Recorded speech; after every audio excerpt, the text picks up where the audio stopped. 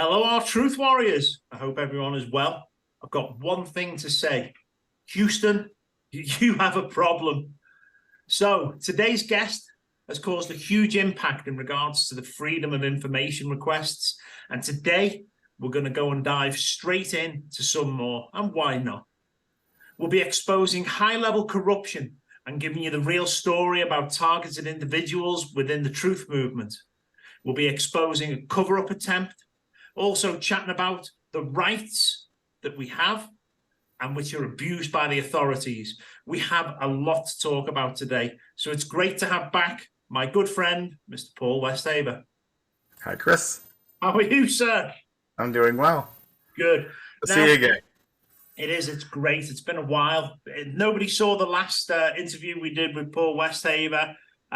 It's still very key and still very significant today. So if you search back through the podcasts on whichever platform you choose to look on, you're in for an absolute treat. And this is what kicked off a lot of the movement that is now happening.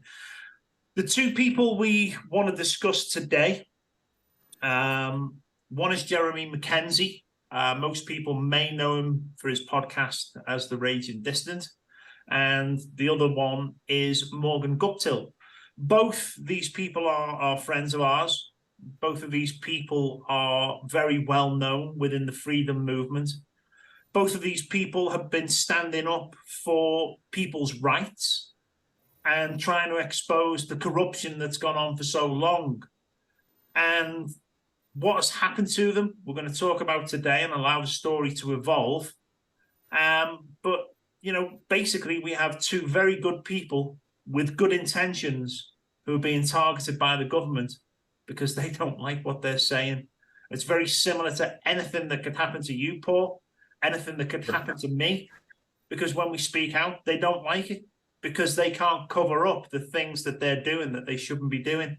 Okay, so the story we're starting with surrounds the arrests of Jeremy Mackenzie and Morgan Guptill, who have both previously been interviewed here on the Atlantic Underground podcast as well. So, first of all, Paul, let's talk about the illegal arrests, which we're going to move on to kind of prove that they were specifically targeted. Okay, so I wasn't originally interested in getting involved in that particular part of Morgan and Jeremy's enterprise. Let's call it their activism. Yeah. Jeremy's journalism, actually, and Morgan's activism. Just to frame this, your listeners may or may not know of me, and I'm one of a few people in Nova Scotia who do quite a bit of research by getting freedom of information requests. And during that time, this is late March 2022, I was busy with a committee. We had formed a little committee, and we were preparing documents to support a judicial review of the emergency order that was taking place in Yarmouth. Yarmouth was where William Ray was, who initially had submitted the judicial review. And then I was working with the attorney for Citizens Alliance of Nova Scotia, CANS, and putting together some arguments, some information that I had collected, which is just devastating information. So this was over a period of a couple of weeks, and the deadline for that submission, according to the attorney, was the 23rd for a court appearance on the 24th. Okay? So that gives you your date. That's the 24th. Also, in that time period, March 22nd, 2 days prior, the emergency order was to be lifted. Yes. So some key things were happening. In addition to that, Dr. Strang, with the lifting of the emergency order for Nova Scotia, had insisted upon mandating, which is a very odd word we may get into, mandating that children should wear masks in schools. Yeah. Now, this is what prompted Morgan to take offense, and she was trying desperately to get a hold of Dr. Strang, who was working out of his home. He's working out of his office. He wasn't going to talk to her, and she wanted to raise these issues to him. So that's what's motivating her. I think it's completely legitimate from my perspective, as we talked about in the previous interview, Chris, that I have all the data that says that those masks that he was allowing to be used do nothing at all. 100% useless. In fact, there's arguments they could be doing a lot of damage to children. Yeah, and that's it. We've interviewed Dr. Jim Meehan. Yeah. You know, Dr. Jim Meehan has all the peer-reviewed studies and the proof. We've done a full podcast explaining why these masks don't work.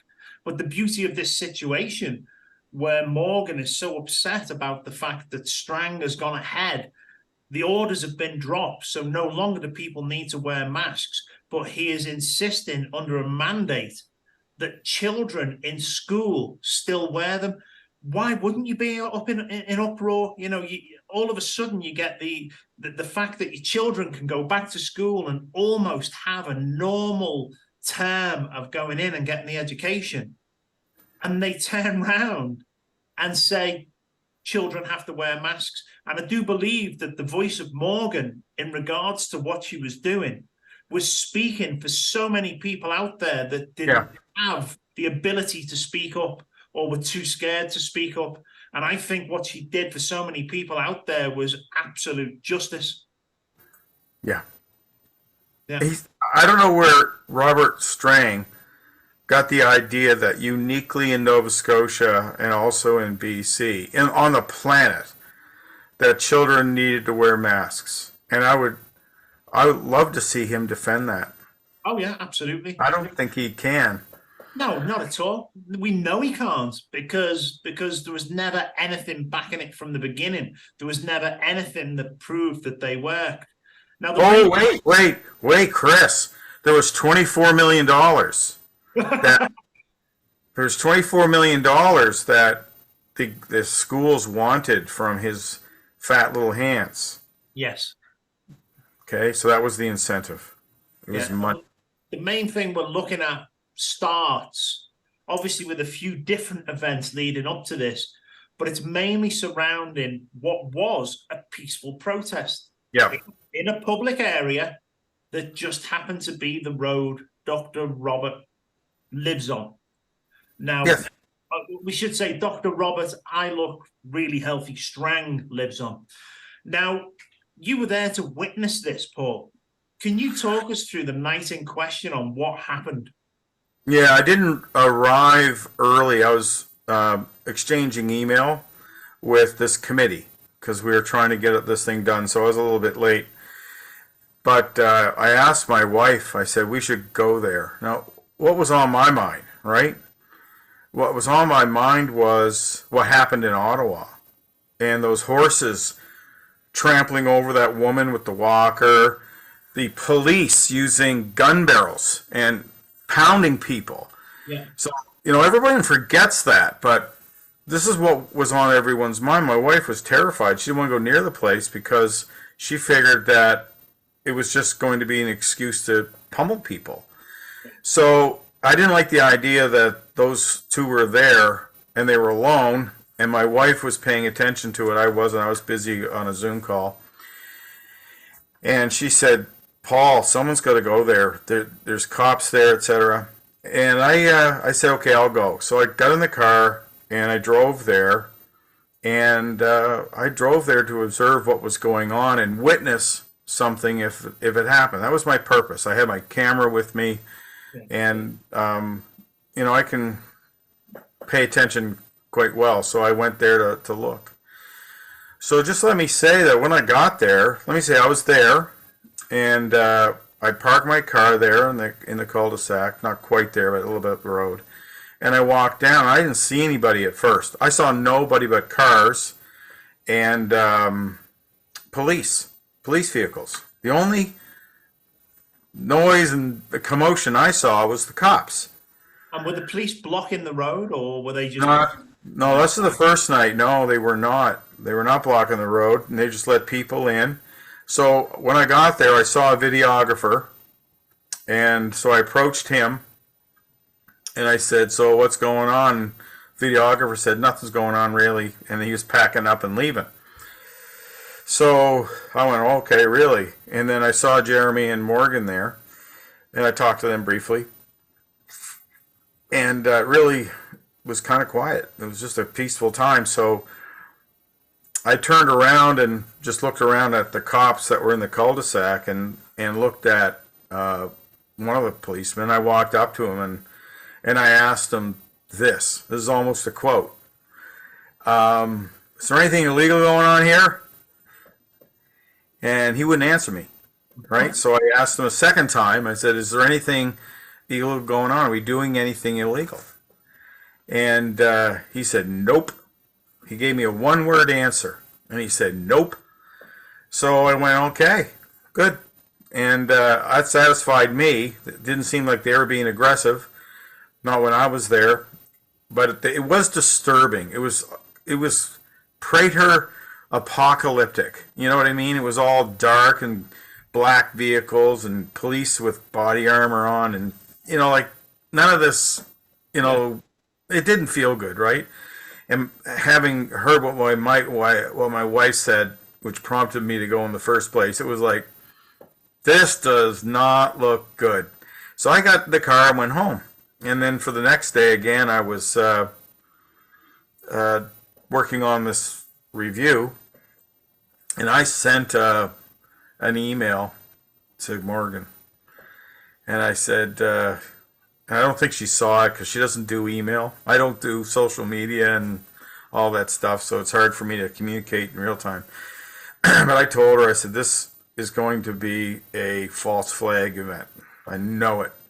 Yeah. And I said, and I thought that and wrote it and told other people as well contemporaneously that, in my view, because I was thinking about my own world, that they're going to do something to disrupt Morgan, who is a board of director of Citizens Alliance of Nova Scotia, because they're submitting documentation in a court hearing. So I didn't want her anywhere near this, right? Because I figured they're just going to upset cans and screw up everything. Yeah. And eventually everything did get screwed up because I got arrested. So the blowback on that was significant. So I was involved in tamping down the grass fires associated with that. Just emotionally, there's some people there, so I was supporting them emotionally. So the next night I got there and I couldn't even get down the cul-de-sac. They had us blocked off. So my wife was aggravated because she was very upset. She expected no problems because of the previous night. There's no problems. But she told me, I want to go there. I want to get those people out of there. I want to talk them out of there. So we couldn't even get down there. So I asked the cops, who made the order to put the police there at that time, because we were there relatively early. Yeah. And they wouldn't answer me. So they brought a sergeant up, for the detachment in Fall River. He was an old guy, pretty crusty old fellow. And I asked him, and in between them telling me just to move my car and all this nonsense, they just wouldn't reveal what the issue was and why the roads were blocked. Of course, what were we thinking? Yeah, it's a takedown. I thought it was in play. Yeah. They wouldn't let us down there. They wouldn't let my wife down there to go get them and drag them out, mitigate the problem, right? Get them out of there, mitigate the problem. They wouldn't let that happen.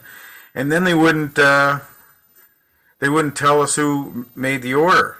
But the thing is, without a situation being escalated there, without anything that is, purposeful of blocking a road off in that manner, this is still a public road. This is still public. Yeah, I couldn't get down there.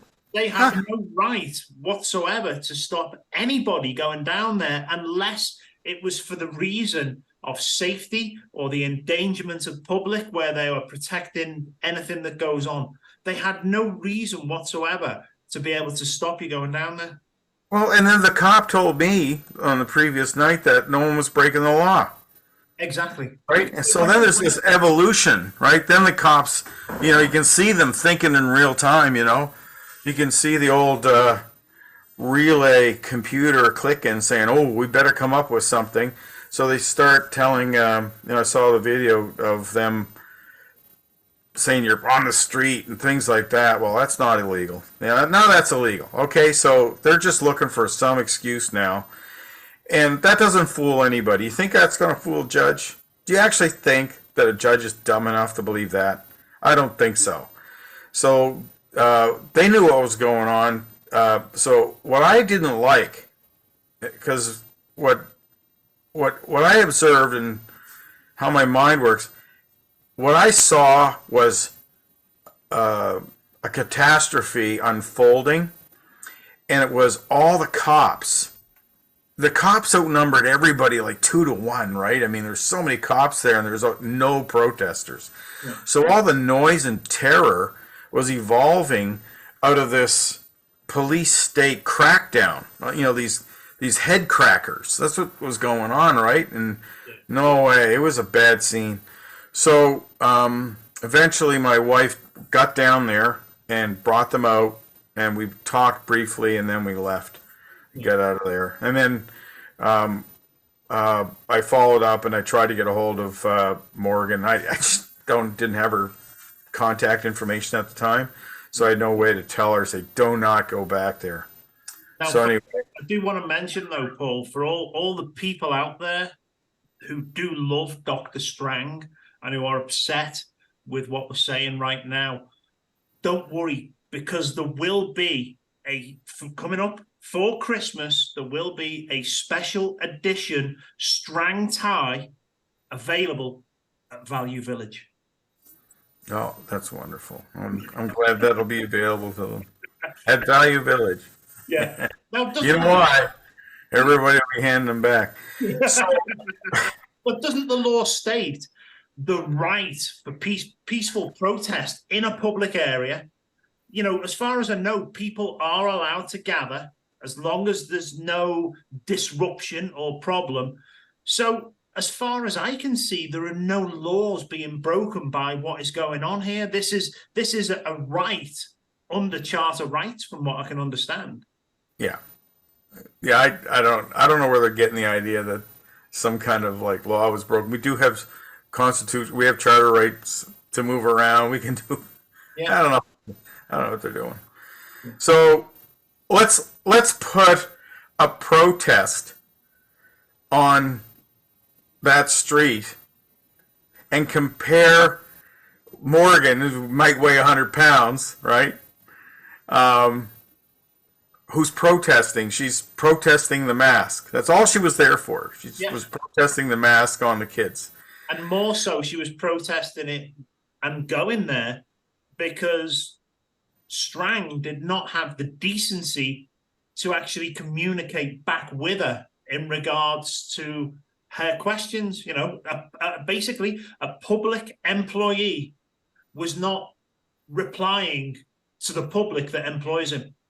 Yeah, if she's of such notoriety, you'd think he'd pick up the phone and say, well, she's just asking this question, and I'm the genius of all matters epidemiological, so I can easily persuade her that these masks are absolutely needed. No, he didn't do that. He had every opportunity to mitigate. Yeah. And he never attempted to get a hold of her and say, listen, I know you're interested in this. Let's have a conversation, right? Like we're doing. Like conversations are essential. Yeah. So, no, that was handled poorly right from the beginning. That was just... Absolutely, but it certainly proves that unless he's told what to say, he is absolutely incompetent in the position that he is in. Yeah, well, this is, you see, you're starting to get into this dicey area where my mind went, because I was thinking JR, they're just interfering with the JR, and I didn't like that, so I needed to figure out exactly what happened. And this is one of the reasons why I wanted to talk to you, is because just recently, the people of Nova Scotia should know that there was a hearing. There was a hearing at a provincial court on the 19th of July, and the purpose of that hearing was so that Jeremy McKenzie and Morgan Guptill, represented by Sharif Foda, could make a petition to the court for increased disclosure relative to the circumstances of their arrest. That's what the purpose of the hearing was for. And the presiding judge was, I believe it was Jill Hartland. I think that's who the judge was. So there's this huge affidavit that was designed by the defense team and that was presented to the court, and another person actually presented the entire affidavit, inside which was a couple of foy pops that I had done. So let me just tell you a little story about the foy pops. Foy pops got a lot of people really excited in this hearing. Okay, so, and also a lot of people shitting the pants. Yeah, I don't doubt that. So about March 24th, I got upset because I heard Morgan and Jeremy actually did get arrested. And they got arrested not even protesting. They were at a hospital or something. Jeremy was hurt or something. He had to go to the hospital. And then when he was leaving, they got arrested. They didn't even protest that night. They didn't arrest them the night that they were there. They arrested them at some other time later. That was weird.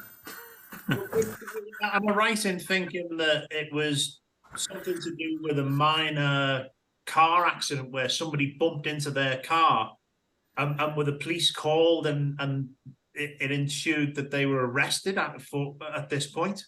I don't know that circumstance. That doesn't sound right to me, but I don't know. I could be wrong on that.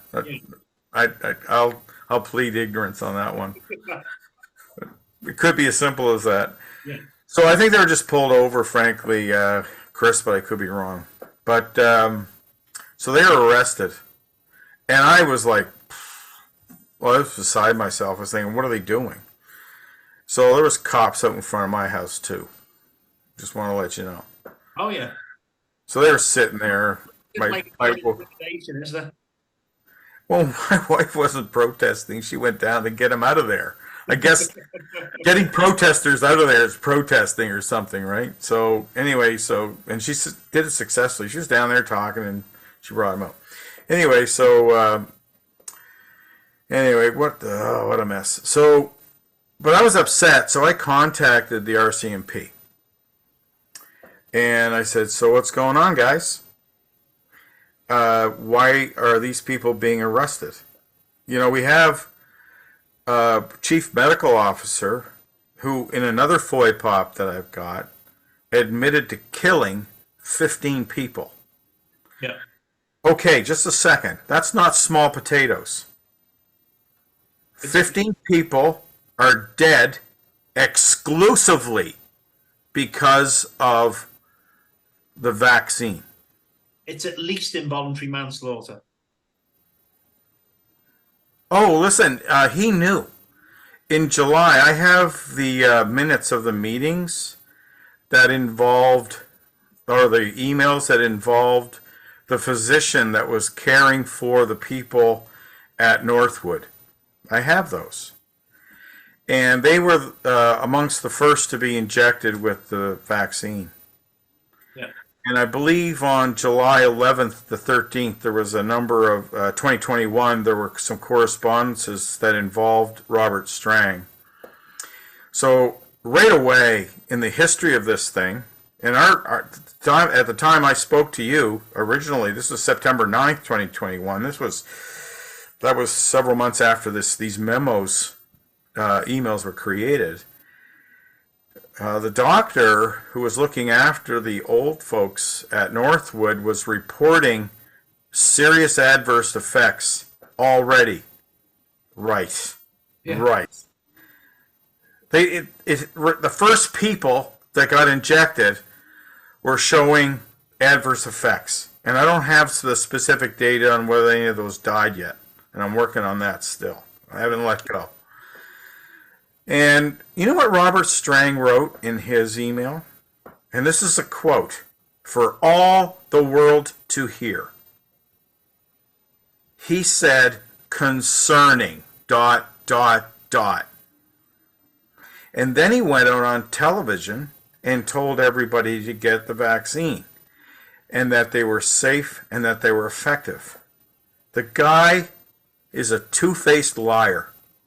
He said he was concerned about the prevalence of adverse effects at the very institution of the vaccine in the province of Nova Scotia, and then turned around and told the public that they were safe and effective. But let me just go back there. We have a doctor at Northwoods Care Home contacting directly with concerns of adverse effects where people are dying from taking it. And regardless of that information, he continued ahead with a push saying it was safe and effective. Yeah. Well, you know where this came from, Chris? I happened to get a Freedom of Information from the Privy Council as well of Canada. It was a memorandum that was leaked, and the memorandum was a conversation about how to deal with the early onset of adverse effects and to settle down the nervousness that the public may have in taking the vaccine. So they implemented this entire propaganda program. Listen, this is like right from Edward Bernays, all the techniques that they were using, right? Oh, you know, like they were just mincing words and spinning it, but the whole thrust was, we've got to shut all these critics down. So they told, look, I'm not going to be polite. They told the doctors and the medical officials to lie to the public. And I have that memorandum. I've got it.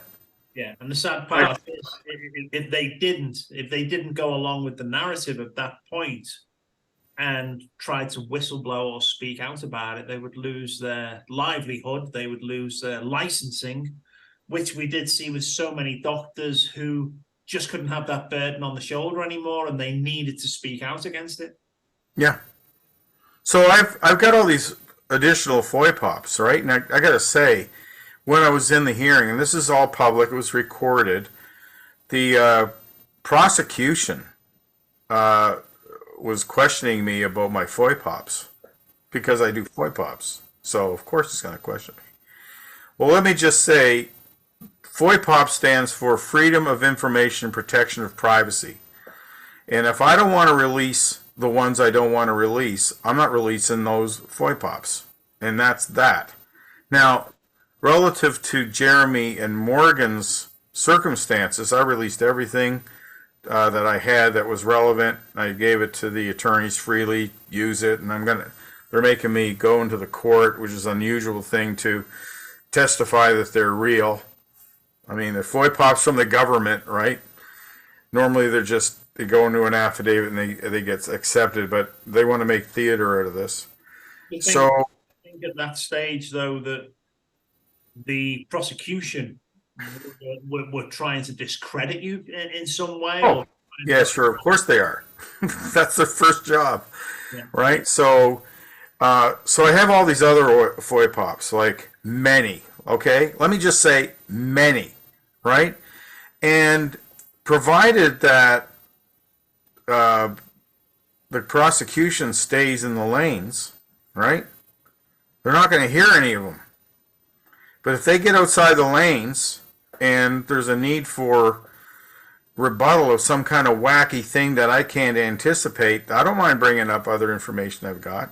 But, you know, I've got like the sun and the moon of the stars. Like, I mean, I've been FOIPOPing all kinds of crazy stuff for 2 years. I've got a lot.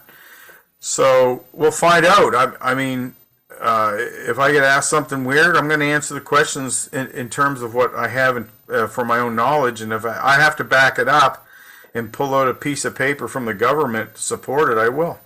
Yeah. For example, Robert Strang willfully killed 15 innocent people only with the vaccine. Okay? Yeah. Did those lives, are they worth nothing?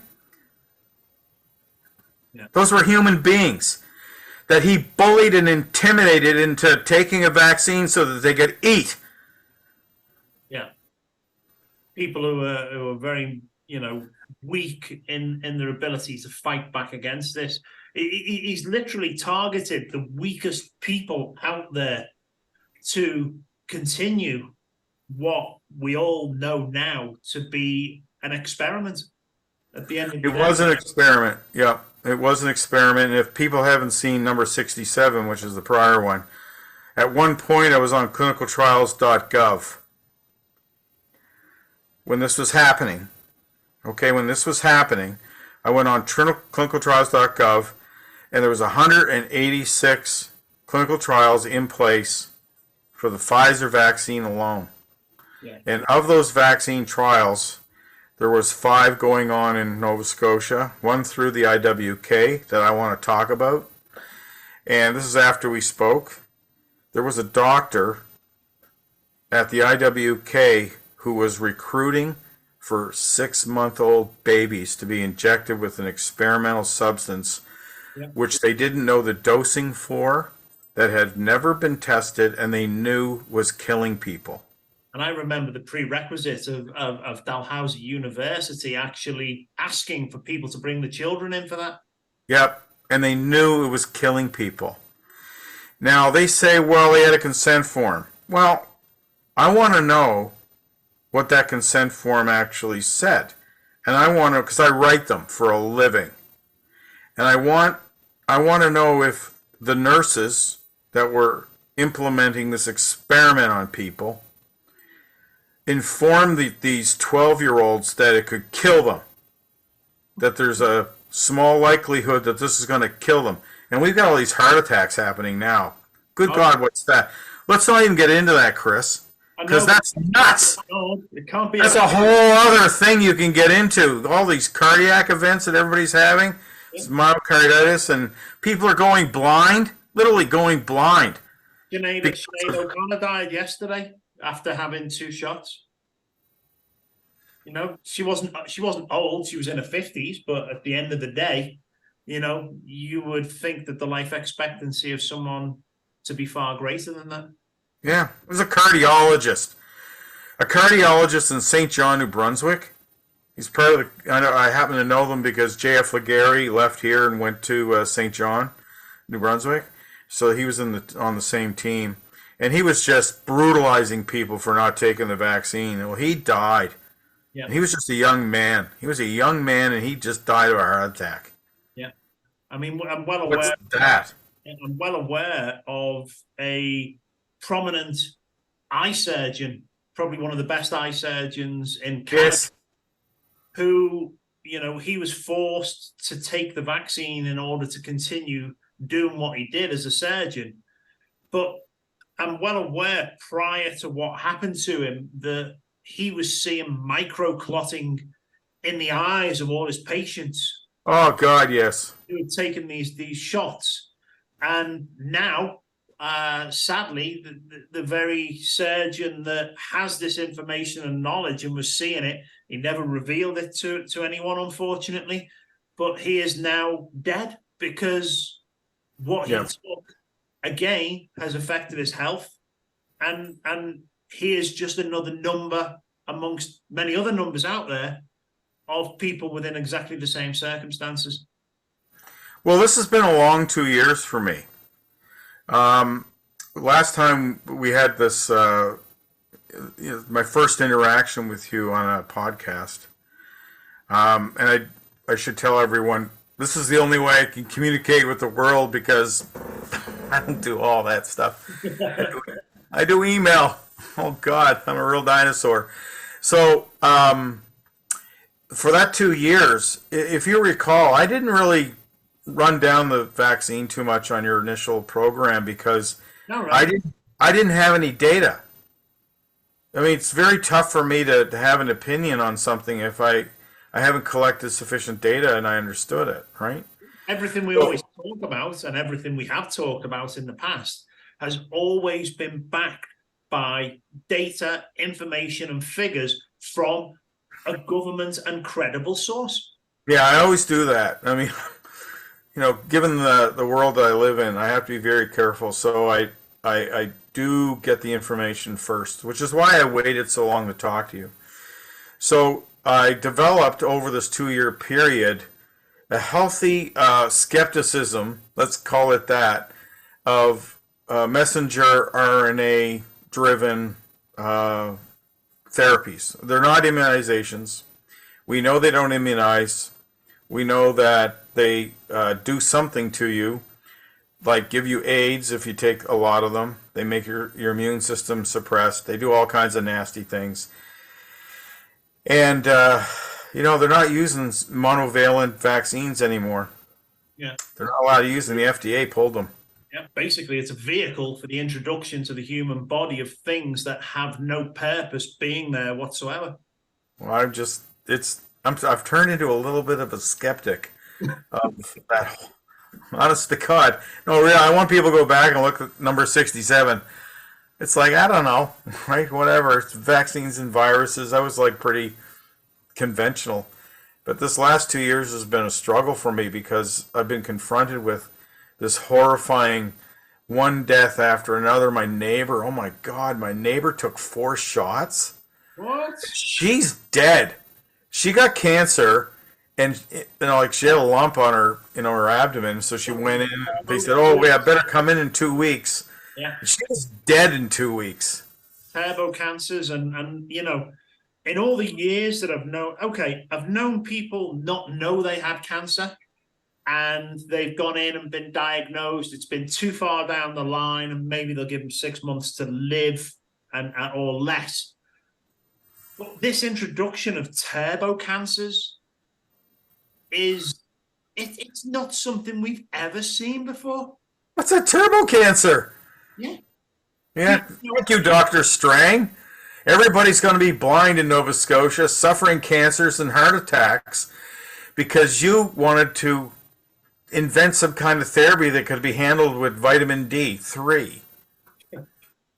What an asshole.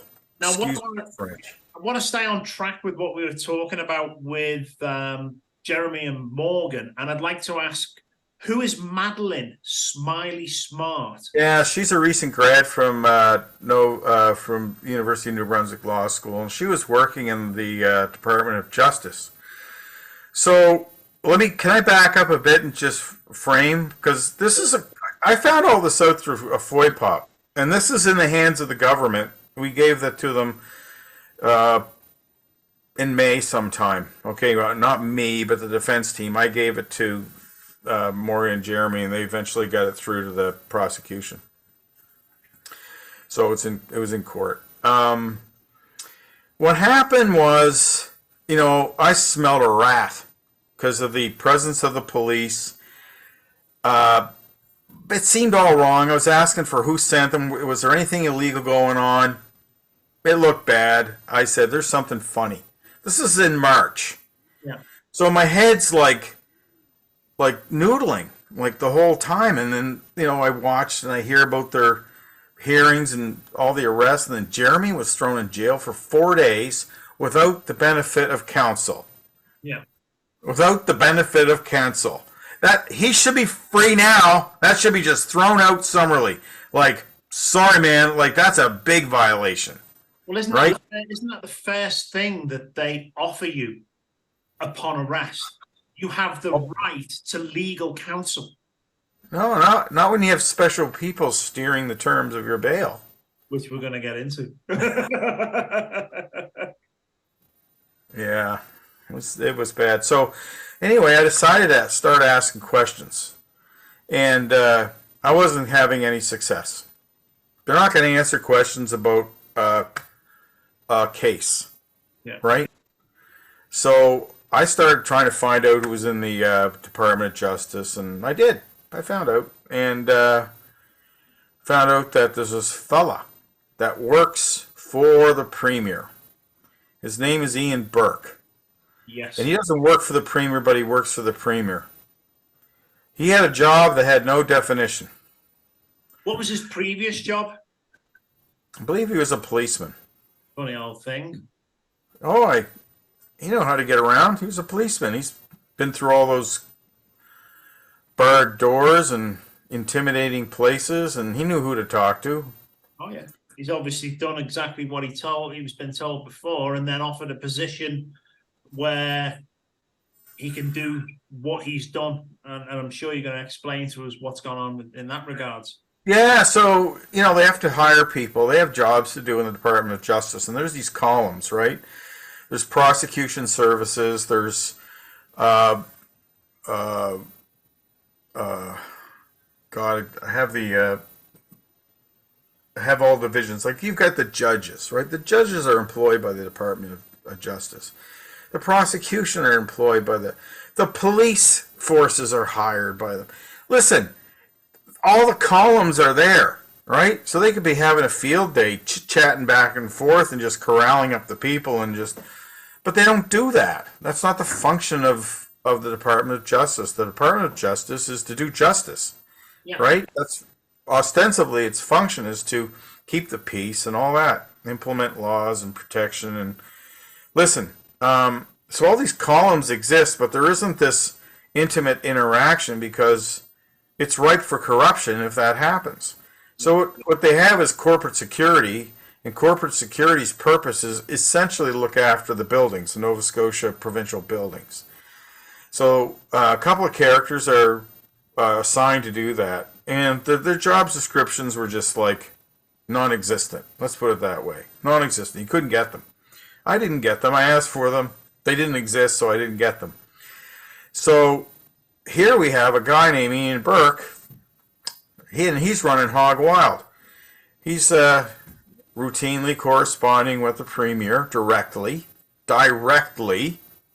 and for what purposes then? Well, ostensibly it's for buildings, right? It's not. He's a go-between. He was the go-between between what's on in Houston's head and what Houston wanted to put into everyone else's head. You see, he is a communications scheme. Yeah. The last thing the Premier's going to do is hire a billboard, a Pattison billboard on the Bedford Highway and instruct everybody what to do, right? No. He's got his Schindler's List, right? Have you ever heard of that? Yes. Yep. Right. So that's what we've got running the province of Nova Scotia. We've got a little guy who's got a problem. He likes to exert power in nefarious ways, and he likes to threaten people. He likes to keep them destabilized. So he says things like, "Oh, he's on my Schindler's List." Yeah. If he ever watched the movie, he'd know he was a tit for saying that, because these people who were on the Schindler's List were the ones who got to go free. Yeah. But he's just a dumbass, so he's using a word improperly, but in an evil sense. So, and I got that from more than one person, I'll tell you. Oh yeah, he uses that all the time to intimidate people.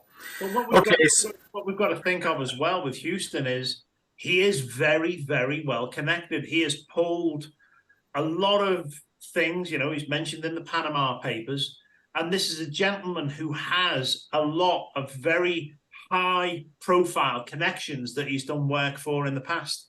Yeah, well, they're not going to want him working for him because he's sloppy. Oh, yeah. He's making them look bad. Oh, yeah. Right?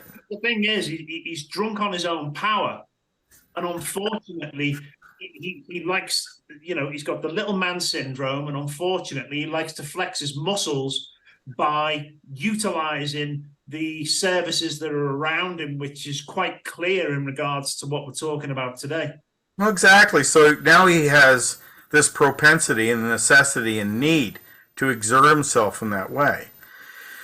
And I didn't know who he was. 2 years ago we talked. I went, I don't know. I don't read his mind. I didn't know him. But now I got to watch him for a while, right?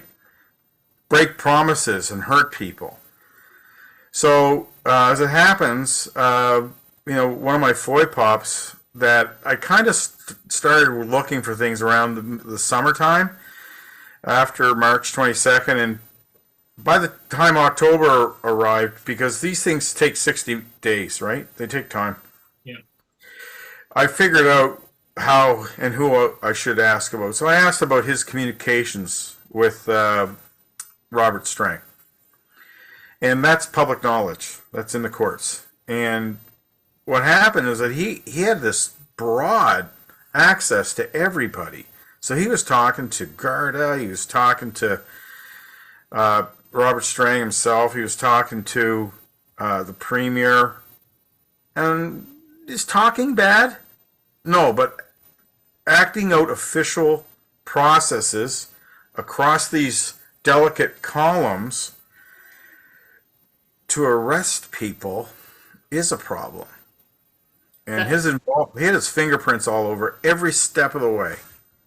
Well, it's certainly an overreach of his position. Yeah. Yeah. So what he's using is his connections from his previous line of employment to gain favor and influence in the results that somebody else is asking him to produce. yeah, so I've mentioned this, to a few people. It's like, he had this guy, doing the wet work for the Premier, right? And they're going, yeah. And I go, well, whatever. What's new, right? Yeah. And I'm thinking, well, 2 people were abducted and put in solitary confinement for 4 days for a protest. Yeah. Yeah, that's called kidnapping. But who? So in my view, Morgan and Jeremy were kidnapped. Yep. So it's hard for me to be unbiased about that because I understand what happened. I asked the questions. I looked it up, ignorant, of course, at first, but then as the information started rolling in, and I have another FOI pop, by the way, I want to tell you about. It's brand new, July 24th. That's an important date because I asked for it and I didn't get it until after the hearing. And they don't know about it. It's devastating. So, so what happened was these guys, and I didn't get much. There was a lot redacted out, and there's things I didn't get that I asked for. But certainly the defense should be entitled to all of that. They should see everything that happened to those 2 poor people because that was an organized hit. The timelines are screwed up. I mapped out the timelines because I could see where the cops were there, where they were called, and it's like, then we hear this audio file in court, and I'm thinking, well, Jesus, that was like 8:35? What the hell? It said it right there on the in the courtroom. It was the first time I heard that one. I was thinking, well, that doesn't work.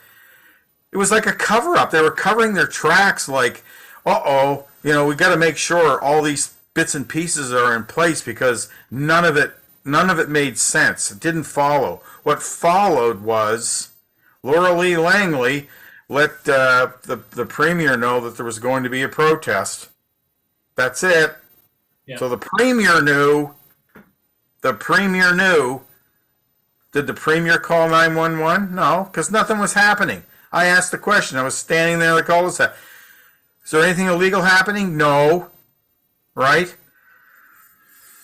That's so brutal. What we must say here, though, is the fact that they knew this was going to happen is because they have people following social media posts, basically infiltrating people's posts, seeing what's going on, and reporting back like an absolute snitch. Yeah. To Tim Houston to let him know that there's going to be a protest at Strang's house. And that's absolute foul play when you think about it. Oh, listen. These people are employed by the government who are following every freedom-loving, peace-loving person out there that posts anything out there. And we should maybe be quite concerned about the fact that people are being paid by public funding to actually infiltrate social media posts, Yep. to send up an alert signal, certainly to the Premier here, and think that they're one step ahead of what's going on and create such a response to this. This is Banana Republic stuff. Yeah. Our province, the people of Nova Scotia, you may not like hearing what I'm saying, and you may just think, that Strang deserves his Strang Award and his Worst Tie of the Year award. Order of Nova Scotia accolades, like Obama got the Nobel Peace Prize, before he did anything, that kind of stuff. Yeah. You put these awards on people to fend off criticism. That's what that was for. That didn't work. That guy, he killed, I'm going to say it again, he killed 15 people. Yeah, knowing that they were human beings with lives. Not only did that, but he also tried to say that a 13-year-old boy, remember this, a 13-year-old boy died. Yeah. Ostensibly of COVID. Remember that? And they buried it in a hurry. That was a 13-year-old. Just so happens my family knew them. And I can remember the amount of assault that Shannon Shepherd received after trying to report an adverse event of a friend of one of her children at school. Yeah. To the point where, again, this was brought to the Premier, this was brought to Strang, and she was put under so much pressure by the surrounding establishments that she backed off. And I can't say I blame her, because, here's a lady that has exposed something quite important. Oh, I know. It's God love her. This is principally why I involve myself in these acquisitions of government documents, because I stand on them firmly, right? So, so I got this FOIPOP as a consequence of being disturbed about the timing of the events, the people involved, where and when. It just didn't make sense to me. It was all out of place, and I figured because of the JR, there was like some kind of, interference, right? Interference. Yeah. Judicial review, just in case everyone's wondering. Sorry, it's a judicial review in Yarmouth of the emergency order, by the way. Yes. And the government really didn't want to participate in that. I guarantee you that. So having Morgan being the one of the board of directors of CANS, the applicant, out of the way or disrupt it in some way, only serves the government's interests. Oh yeah, right? They're the ones that benefit from it. So, so I just followed through and I got this document. And when I read the document, I went, oh my gosh, this guy's involved. This guy is involved. He's involved in every layer. So he's just like Mr. Busy. He's going between all the columns and everything. Okay, so I sent it to the defense team and let them know, and it percolated for a while. I don't think they comprehended it, and I left it in their hands. Like, you guys figure it out. You're the lawyers. Yeah. So then I got a call from the attorney and said, "Wow, okay, you gotta tell me about this." So I explained everything I just explained to you. Like, I just saw something there. And the other thing but I didn't mention to him was this whole JR thing, right? This whole judicial review thing. Okay, so here we are. We're at the in the court. This is in May. It was May. What was it? What was it? May. I can't remember. May 24th this year. Right? Because I had to put my hand on the Bible and say that was my work. Before we get into this, Paul, though, I think there's one thing that I do want to ask. How was an arrest warrant issued for Jeremy and Morgan when there was nothing really to go on? Well, listen, this is what's strange to me. The warrant was redacted, so I couldn't read the warrant itself. It's in this FOIPOP. Anybody wants it, I'll share it. It's been introduced into the court. It's a public document now. But Madeline Smiley Smart, she was, you know what she was? She was in the courtroom. She was the. Did you know that? No, I didn't know she was at the court, no. She was one of the two prosecutors. Ah, right. So she had a vested interest in the outcome. I think that's a little unusual, don't you think? I think That it's. yeah. Is it not a conflict of interests? I don't. Well, considering the circumstances where she was babbling back and forth and playing nice with a representative of Houston. I mean, we may have a case here where the courtroom itself is perverse. Yeah, absolutely. Right, because we got somebody who's materially involved in the whole abusive process, communicating with somebody who shouldn't be communicated with. Okay, so why am I saying that they shouldn't be communicated with? Okay, maybe they should. Okay, let's give them the benefit of the doubt.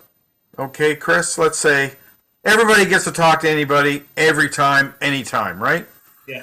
Not exactly. So, and I was concerned about that. So I put in another FOI pop, and this one was delayed forever. And the prosecution was crossing me when I was in the courtroom.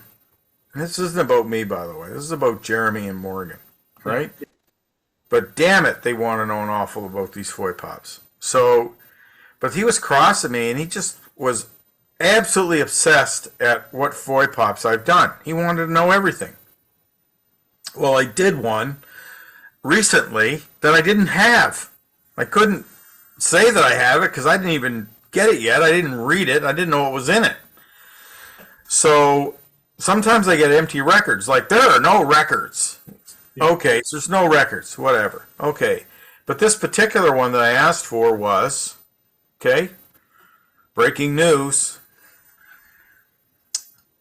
Please provide me with the organizational charts, the structure of the Department of Justice relative to March 22nd, 2022, before the arrest of Jeremy and Morgan. Give me also the organizational charts afterwards for a few months. And why did I do that? Well, it occurred to me that if I got the before and the after, and I also asked for all the documentation that changed the organization at the DOJ before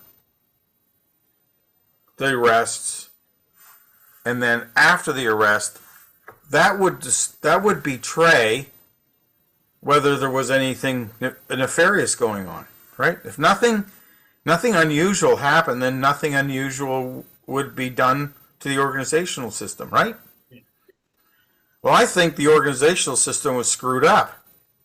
So I asked, did anybody deal with that? Because it was a big deal, right? And I was aware of it, and I sent FOI pops in asking about it. So, yeah, I got a FOI pop back here 3 days ago. Today is July 27th.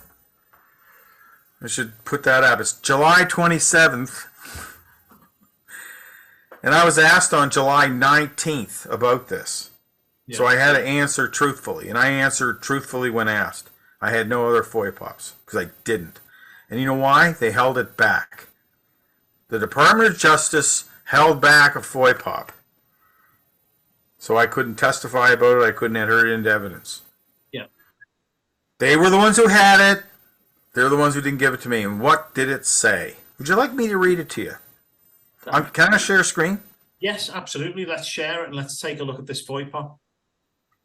Okay, here it is. This is the first item on the first page. Okay?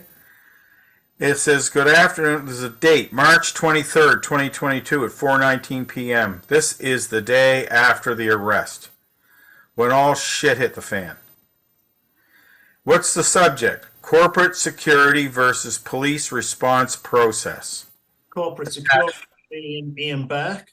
Ian Burke. That's code for Ian Burke. Police response meaning all the cops that were on the cul-de-sac because Ian Burke told them to be there. Yeah.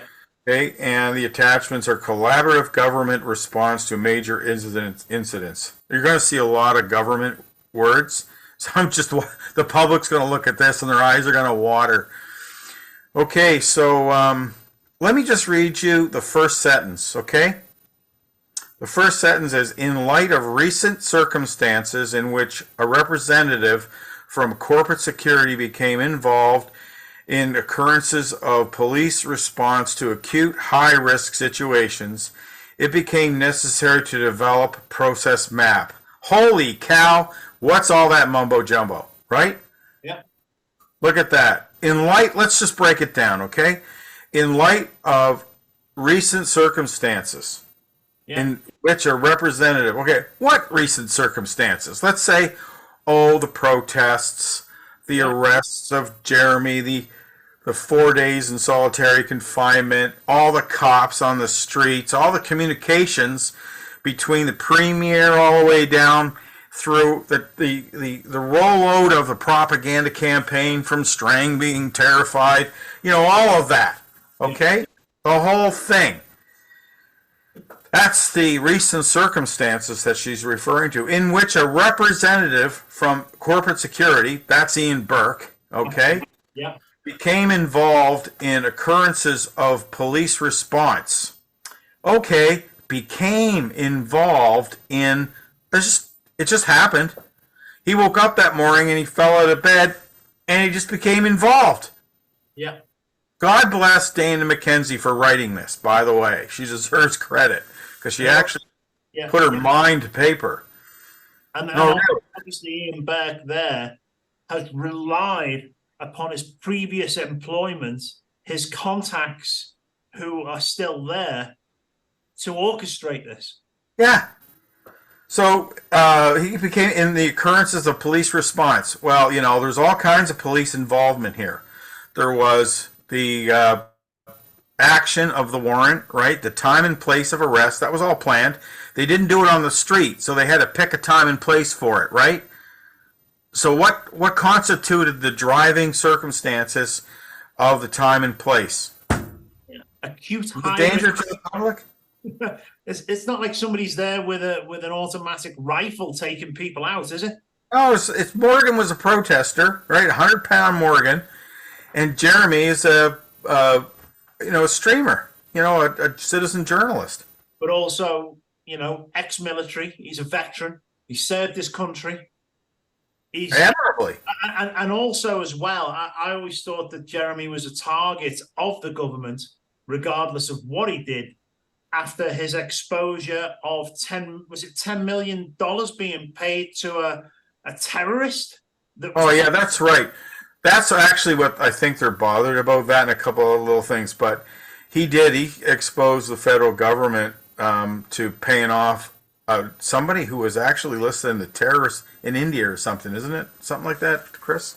Was it Omar Khadr? Was it Omar Khadr? Omar Khadr, yeah. And obviously he came to Canada, claimed that he'd been abused in his rights and this, that, and the other. The guy was a terrorist. He was known as a terrorist. He was listed as a terrorist. But the Canadian government, because of the situation he was in, awarded him $10 million. Now, quite rightly, Jeremy, as a man who went out to defend his country, as a man who is a veteran and a soldier at the time, went out there risking his life, comes back, sees that this has gone on, exposes it. It's very damning to Trudeau. And I think from then onwards, his card was very much marked. Yeah, that's the end of him, right? This is, like I said, I had the instinct that this was politics, and I'm not a politician, but I just smelled something bad. The extent and depth of it, I didn't even comprehend, to be honest. I didn't. I just said something bad. There's something fishy in Denmark, So that one sentence there, right here, that's enough. It became necessary to develop a process map. That sounds like, guys, let's do something for collateral damage here. Let's try and cut the head off the snake is effectively what I think that says. Well, I would say that is contingent on an organization. If there's a fault in it, you got to fix it, right? Yeah. Right. So if nothing happened, they wouldn't have had to feel like there was a response. But because something happened, something obviously bad happened, they have to fix it. So they're working really hard, right, trying to fix this. And I asked for a lot of things. Oh, I didn't get a lot. I got a small portion of what I asked for. So the records that I have, let me just scroll through it. They have these org charts and more stuff and letters and oh, jeepers, look at it all. There's just tons of it. But what they have is they have the job descriptions. They had job descriptions, which they didn't have before, and they created new job descriptions for these cowboys so they wouldn't do what they were doing. Yeah. Okay, so what do I have here? I have evidence that there was a problem, and the Department of Justice recognized that they had a problem and they had to fix it.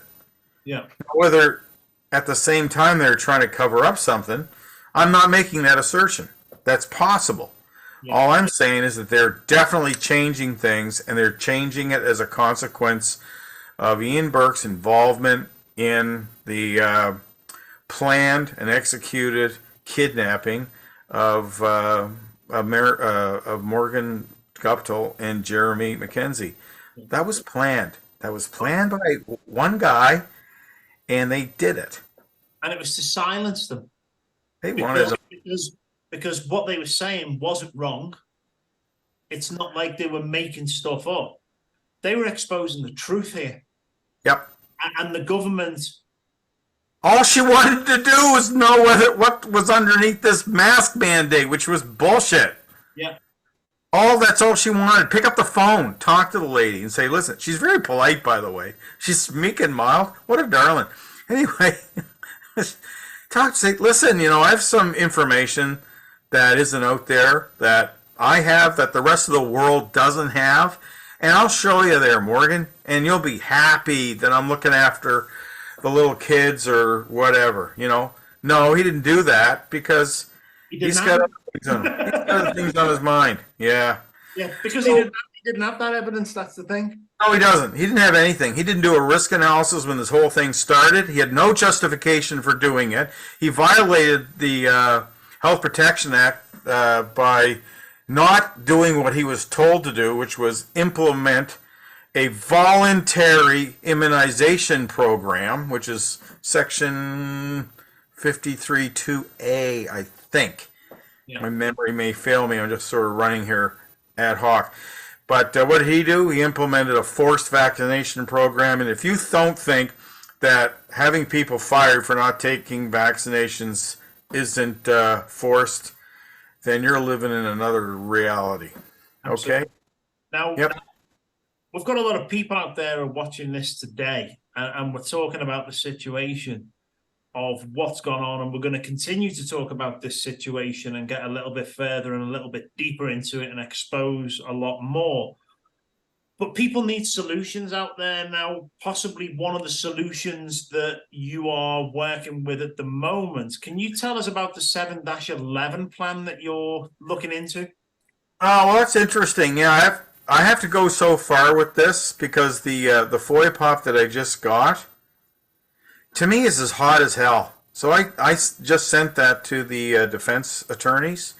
That's in their hands, and I'm sure they're going to communicate it properly with the prosecution and let the judge know that we have this evidence inside to justify the disclosure argument that they're making, the motion for further disclosure. Yeah. But I got this here. I want everyone to see this. This is a nod to Shelley Hibson. She's so effective in communicating. She puts up these little Post-its and stuff, these handwritten things. I want everyone to... We've had Shelley on. People want to see the work of Shelley Hibson. Again, Shelley's been on the show. It was an absolute incredible one. Got me a ban on YouTube again. There you go. We want to see Shelley's website. I guarantee you that. That's an amazing lady. I think Shelley should run for office, to be honest. She'd be great. So let me just describe what this is, okay? I just started this, okay? So it's not an ego trip for me. It's actually an exercise in thinking. And we have a third world tyrant dictator, Schindler's Lister, running our province. And he's in control of the cabinet. And how does he do that? He does it with money. He just gives them money, and they're there taking the money. It's a game. That's what the government is, and it's a uniparty running the province. And I was troubled with this, and troubled with just having to live through it some more. So I was thinking, wouldn't it be nice to run some independents? And there's 55 constituencies in Nova Scotia, and I thought, wow, we should run. What? I'm not running anything, but people in their communities should run. And they should run because they know the people and love the people in their communities. What a novel idea. Houston hates Nova Scotians, right? He just can't stand them. And yet he's running the province. So I thought, what a novel idea to have people who love their neighbors, that love their communities, stepping into government and working for them. And so I thought, well, where are we going to, which ones should they run? And it occurred to me that I did an analysis of all the past elections, and there's about 7 to 11 constituencies, right? 7 to 11 constituencies that are at the bottom for the Conservative Party, Progressive Conservatives. And of those 7 to 11, if an independent ran that was also moderately conservative, let's say, that progressive conservative candidate couldn't win. They wouldn't be able to get enough votes. And that's the end of the domination of the Conservative Party in Nova Scotia. All you have to do is run 7 to 11 independents in the right places. Maybe they'll even get elected. Probably not, but some will. And they're going to have to make a deal with some, hometown people in order to make a government. So that'll be the end of Houston's Schindler's List. Let's put it that way.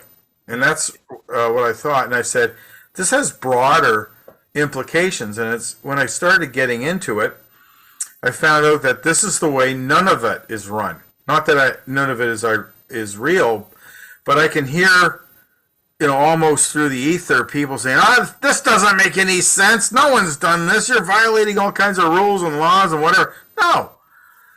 None of it is run this way. There's 22 independents that are elected in Nunavut, and they come together and form a consensus government, each person representing their own interests, because their interests are tied to their constituencies. And then amongst them, they come up with a premier or a leader, the leader of the assembly, let's say. And then they have delegates that are associated with the constituencies, so that there's good communication between the people that are in the assembly and the constituencies. It makes perfect sense. So, I just put up this stupid website. I wrote it in Microsoft Word in like 5 minutes. And I can't keep up with the email. Because people really... yeah. Yeah, it just blew up. So, I have a feeling that there's going to be some independents running. Let's put it this way. So what I'm going to do is to help them. I'm not running. I can't run for politics. No. So what I'm going to do, though, is I'm going to put up a how-to list. This is what you do. This is the procedure.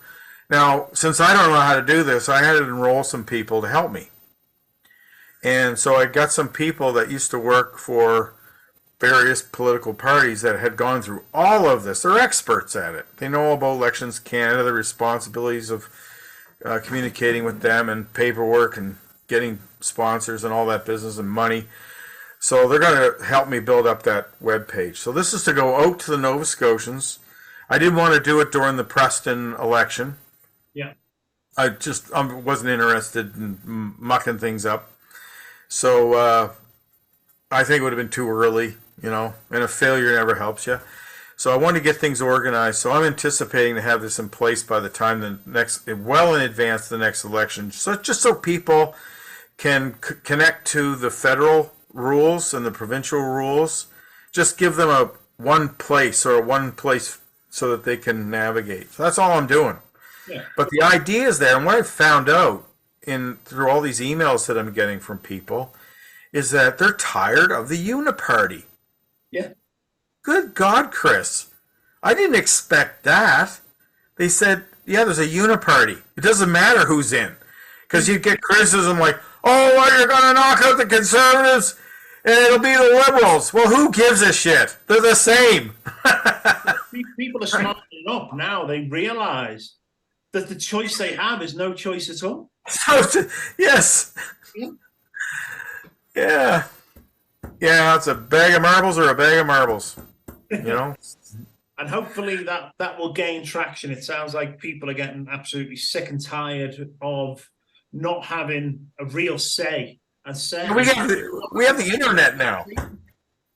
Yeah. We got the internet. We can talk to people real time. These party systems and all this was dreamed up hundreds of years ago when, communication was impossible, right? There was, like you're hundreds of miles away from where you're sitting in these assemblies. But right now we have like real-time interaction. So this has to be rethought. So I don't think this is novel. Other people have mentioned it. I can't take credit for it. It's not even my idea. All I've done is put it on a stupid 3-minute web page made with Microsoft Word. Okay, so there it is, the bottom 7 to 11. If you are interested in running, just pay attention to this page. It's going to be developing over time. Now, I'm going to do a little commercial for somebody else. And this is cats.org. Why am I bringing this up? Because I think there's a natural marriage between these two things. The bottom of 7 to 11 and cats. Because it's almost like there's this Jungian synchronicity at work. Because Martin Broadman has come up with this idea of referendum on every matter. And to have a grassroots organization, non-political, grassroots organizations in municipalities all over the province, as it is right now already in Switzerland. He used to live there, so it's his experience. They have an existence proof of this. So we have this CATS thing developing at the grassroots level, and then we have it percolating up through these independents who are willing to serve in the legislatures. Then we've got basically some real components to direct representation. And I think it's a good idea. So I just thought of another one. Now, you can criticize me if you'd like. Okay. But I think the problem, please criticize me. I love being wrong, right? Because when people tell me I'm wrong, I'll just run away and say, why am I wrong? I thought I had it all worked out. Let's work it out. The money comes from the Premier. These people are paid because they're, right now in the legislatures, they're paid because they're government employees, basically, right? So they're going to get paid. I don't know what the base salary is. I don't even care. But they're going to be paid. So who is watching them? And I get paid. I got to show my work, right? They don't. So I'm thinking the location of the cost center is the representative. They're the cost. But the source of the revenue should be the constituencies. So the constituencies, maybe these groups here, right, need to be the regulator for the cash that goes to the pockets of the representative. And that way you can break the control that the Premier actually has on matters of voting. Yeah. Right? You can't whip. You don't need a party whip anymore. What you're going to have is 55 people, let's say. 55 people, it'd be like crazy, right? It'd be horse trading all day long. It'd be like the old days. So, and why not, right? I like messy politics because you figure out what's important that way. Yeah. What's not important is this digital ID, right? But, Houston, Mr. Schindler, right? He wants to have his World Economic Forum BlackRock way with everybody, so he's going to bear down on the cabinet members, just like he bore down on Jeremy and Morgan. Yeah. And one thing I did want to mention about the Jeremy and Morgan situation, Jeremy does podcasts different slightly to what I do. Yeah. His conversations are very heated, very emotional, and it becomes banter to a point where the lads will talk about anything, and it becomes a good laugh, very similar to the way the boys would have in the mess room in the military, talking about whatever they talk about, anything goes kind of thing. Why not? But one of his podcasts did grab the attention of Pierre Poilievre. Again, there was a snake in the grass that's obviously gone back and told tales. We don't know whether that's Ian Burke again or not. But, Pierre Poilievre was very vocal and very upset about things that Jeremy had said about his wife during a podcast. Now, the one thing that does make me wonder is we think that maybe these instructions are coming from, at a point where it stops with Tim Houston. But I do have reservations that the actual call to really go at Morgan and Jeremy in the way that it had come from a far higher source. I don't know whether we're ever going to get to the bottom of this. I don't know whether any foy pops are ever going to be able to prove this. But I do have a distinct feeling that what has been brought about here has come from a far higher position within the government of Canada. Yeah, I heard about this situation, and I said, "Oh, this is a problem, right?" Mm-hmm. And I remember this is brought up with I think President Trump said some unsavory things, But I gotta say, we all, I swear, I say dirty words out loud, and I get criticism for that. But I am unwilling to condemn and cancel a person because they say something, a one-off or maybe a two-off, or then you have a chance to talk to them and say, listen, you got to regulate yourself. You don't do that. Shut up. Right? You don't say things like that. It's probably a conversation that should have been had with the boys in private in the pub over a beer. How many times have you sat with some boys and one guy gets out of hand and all the guys regulate them? That's the point of getting together. Yeah. You regulate each other, right? So no. You have any kind of transgression and it becomes a public nightmare. Well, I just don't care about that stuff anymore. I don't care. Say whatever you want about me. I don't give a damn. It's a weird world where we're living in. So my view on it is people need room to think. People need room to say outrageous things sometimes. Now, isn't that the point of freedom of speech? Freedom of expression? Well, there's this interesting concept of loss of argument. Have you ever heard that referred to as that? I was listening to a bishop, his name's Robert Barron, discuss this whole concept of loss of argument. And the idea is if you lose the ability to have heated arguments, then you have nothing left.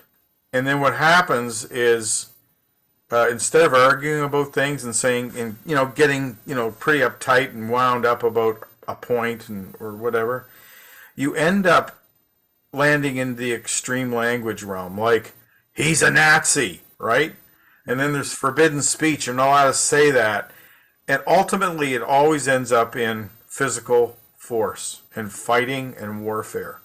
Yeah. So we have to be able to speak to one another in the worst of terms in order to regulate ourselves so we don't end up killing each other. We can't hurt each other. We can't come to blows. it's okay to hurt each other's minds. That's the job of speech. Speech is to think. Thinking hurts you. It does. It's a painful exercise. Well, it is for me. Maybe I'm unique, but I don't think so. I think everybody, if they take on something tough, suffers anxiety and pain when they coming up with problem solutions and that sort of thing. So I'm a little bit easier about speech. I'm a lot easier about speech. I'm all for it. And if Jeremy said something bad, say you're sorry and say the end, and that's the end of it. But that's not what's going to happen, because we're living in a perverse world where you don't get to apologize, don't get to be contrite, you don't get to do anything. You just get to be beat up forever. Well, so if you don't wear it, if you don't take it on, you don't have to worry about it. That's my message on Jeremy's situation. I'm sorry that this has happened, but I don't think that defines his nature. Let's put it that way. No, not at all. And the treatment that he's gone through since then, he was arrested. He was taken to a different province. He was put into solitary confinement. He was treated like an absolute dog for something that he has not been found guilty of. Oh, it's politics. That's all it is. I mean, we can machinate it, Chris. But really what it boils down to is just opportunism. Polyev, there's a picture of him standing shaking hands with Jeremy at one point. Did you ever see that? No. Yeah, I seen it. There's a picture of Polyev shaking hands with Jeremy. Yeah, but I've seen the interviews where people have gone up and questioned Polyev, and he'll talk around the situation. Absolutely. The man is, from what I can see, and I'm a pretty good judge of character, an absolute two-faced liar. He is. So I don't know what we're going to do federally, but let me segue into that a little bit with this bottom 7 to 11. I'm not making a commercial again, but what happened when it went out into the world, is this social media? Is a web page social media? Would you classify that as social media? It's online, yeah. Is it? Oh, I guess I have one then. I guess I have a web page. Okay, so it attracted the federal people, like people that are interested in running federally, and I can name one even local that sees the intelligence of it, right? Yeah. So I think we're going to see something. I just think I'm just speaking about the wind. The wind blows, and I point at it and go, "Hey, the wind's blowing." Yeah.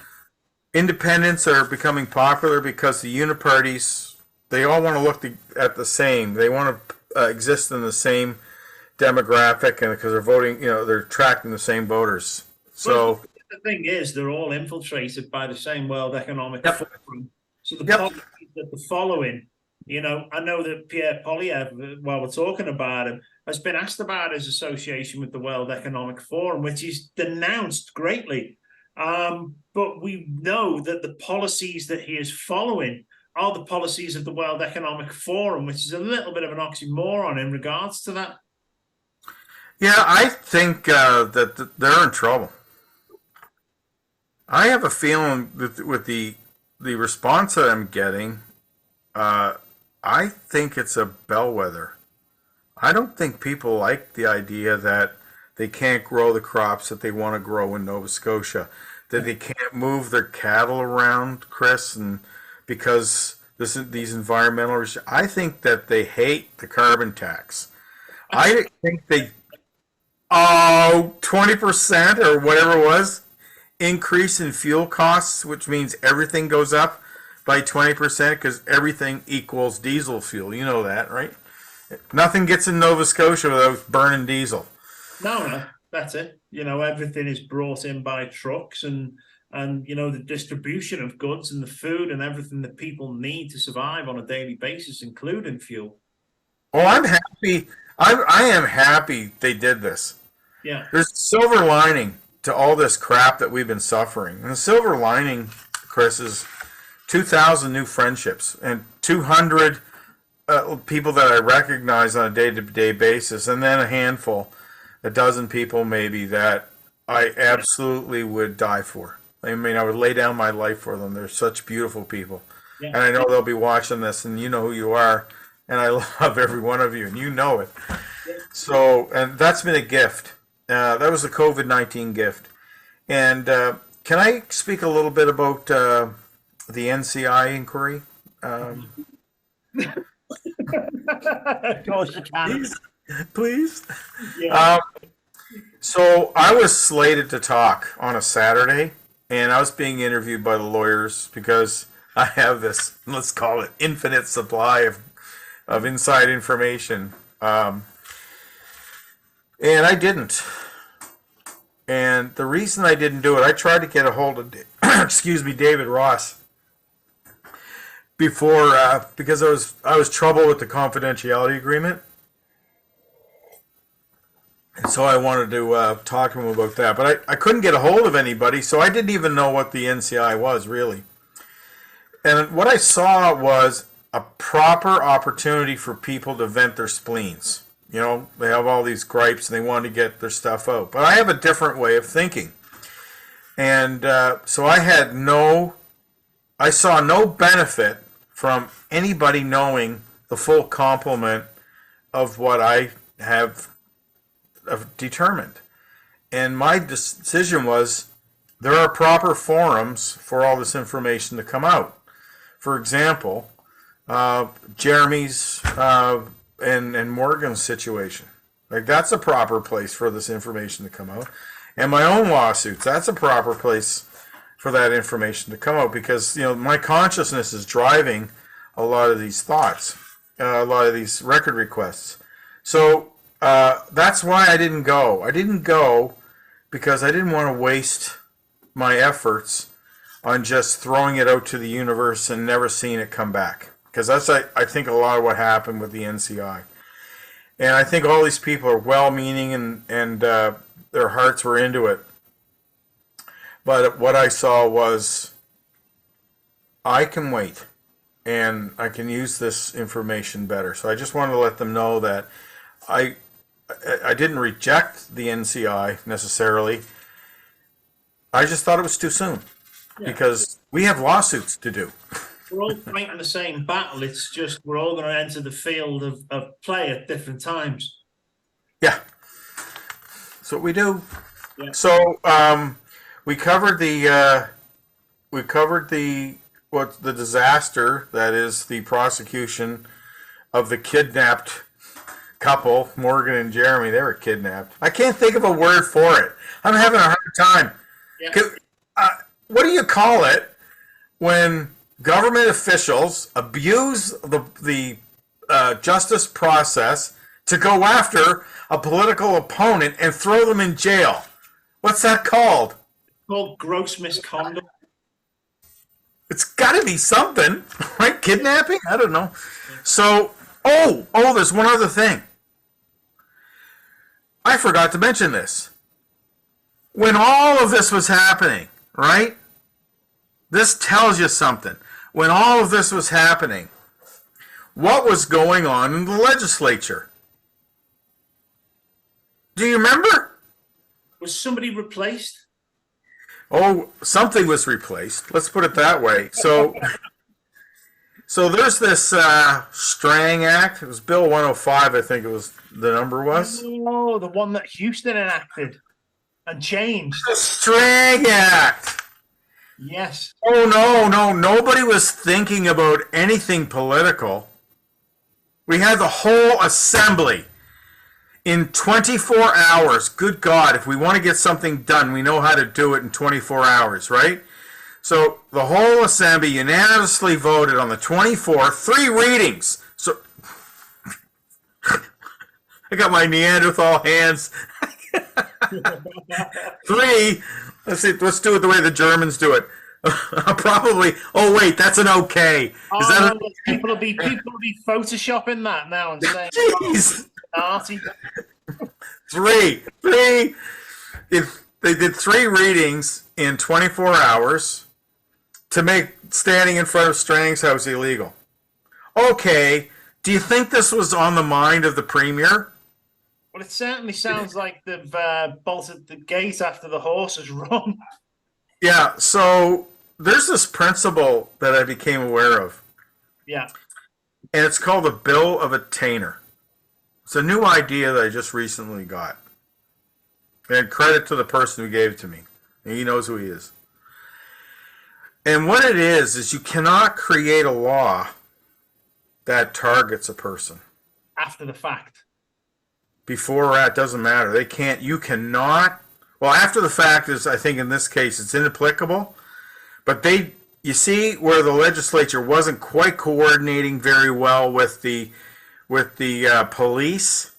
You know, Ian Burke wasn't as good as he thought he was because, you know, they decided to give up on the whole protest string malarkey because they knew it was a false flag operation. So they had to arrest him anyway. But you can see what the intention was because they created the Strang Act. Yeah.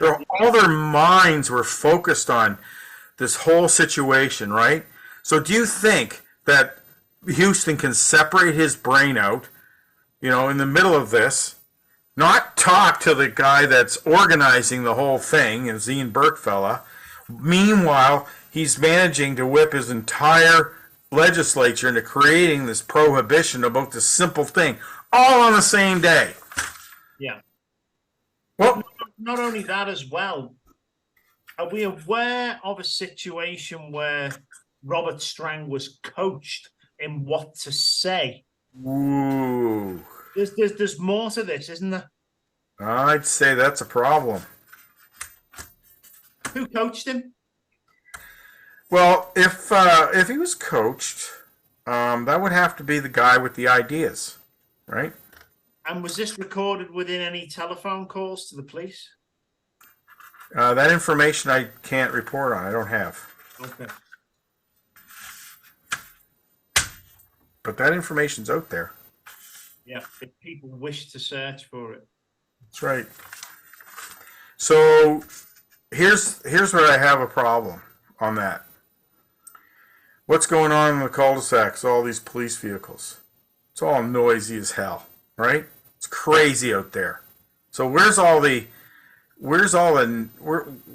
problem coming from? Morgan sitting in her car with her toque on. Mm-hmm. Yeah, that's where the problem is. It isn't all those police vehicles with black tinted glass and their lights on it. No, that wasn't happening. It wasn't them. But she was armed with some serious questions.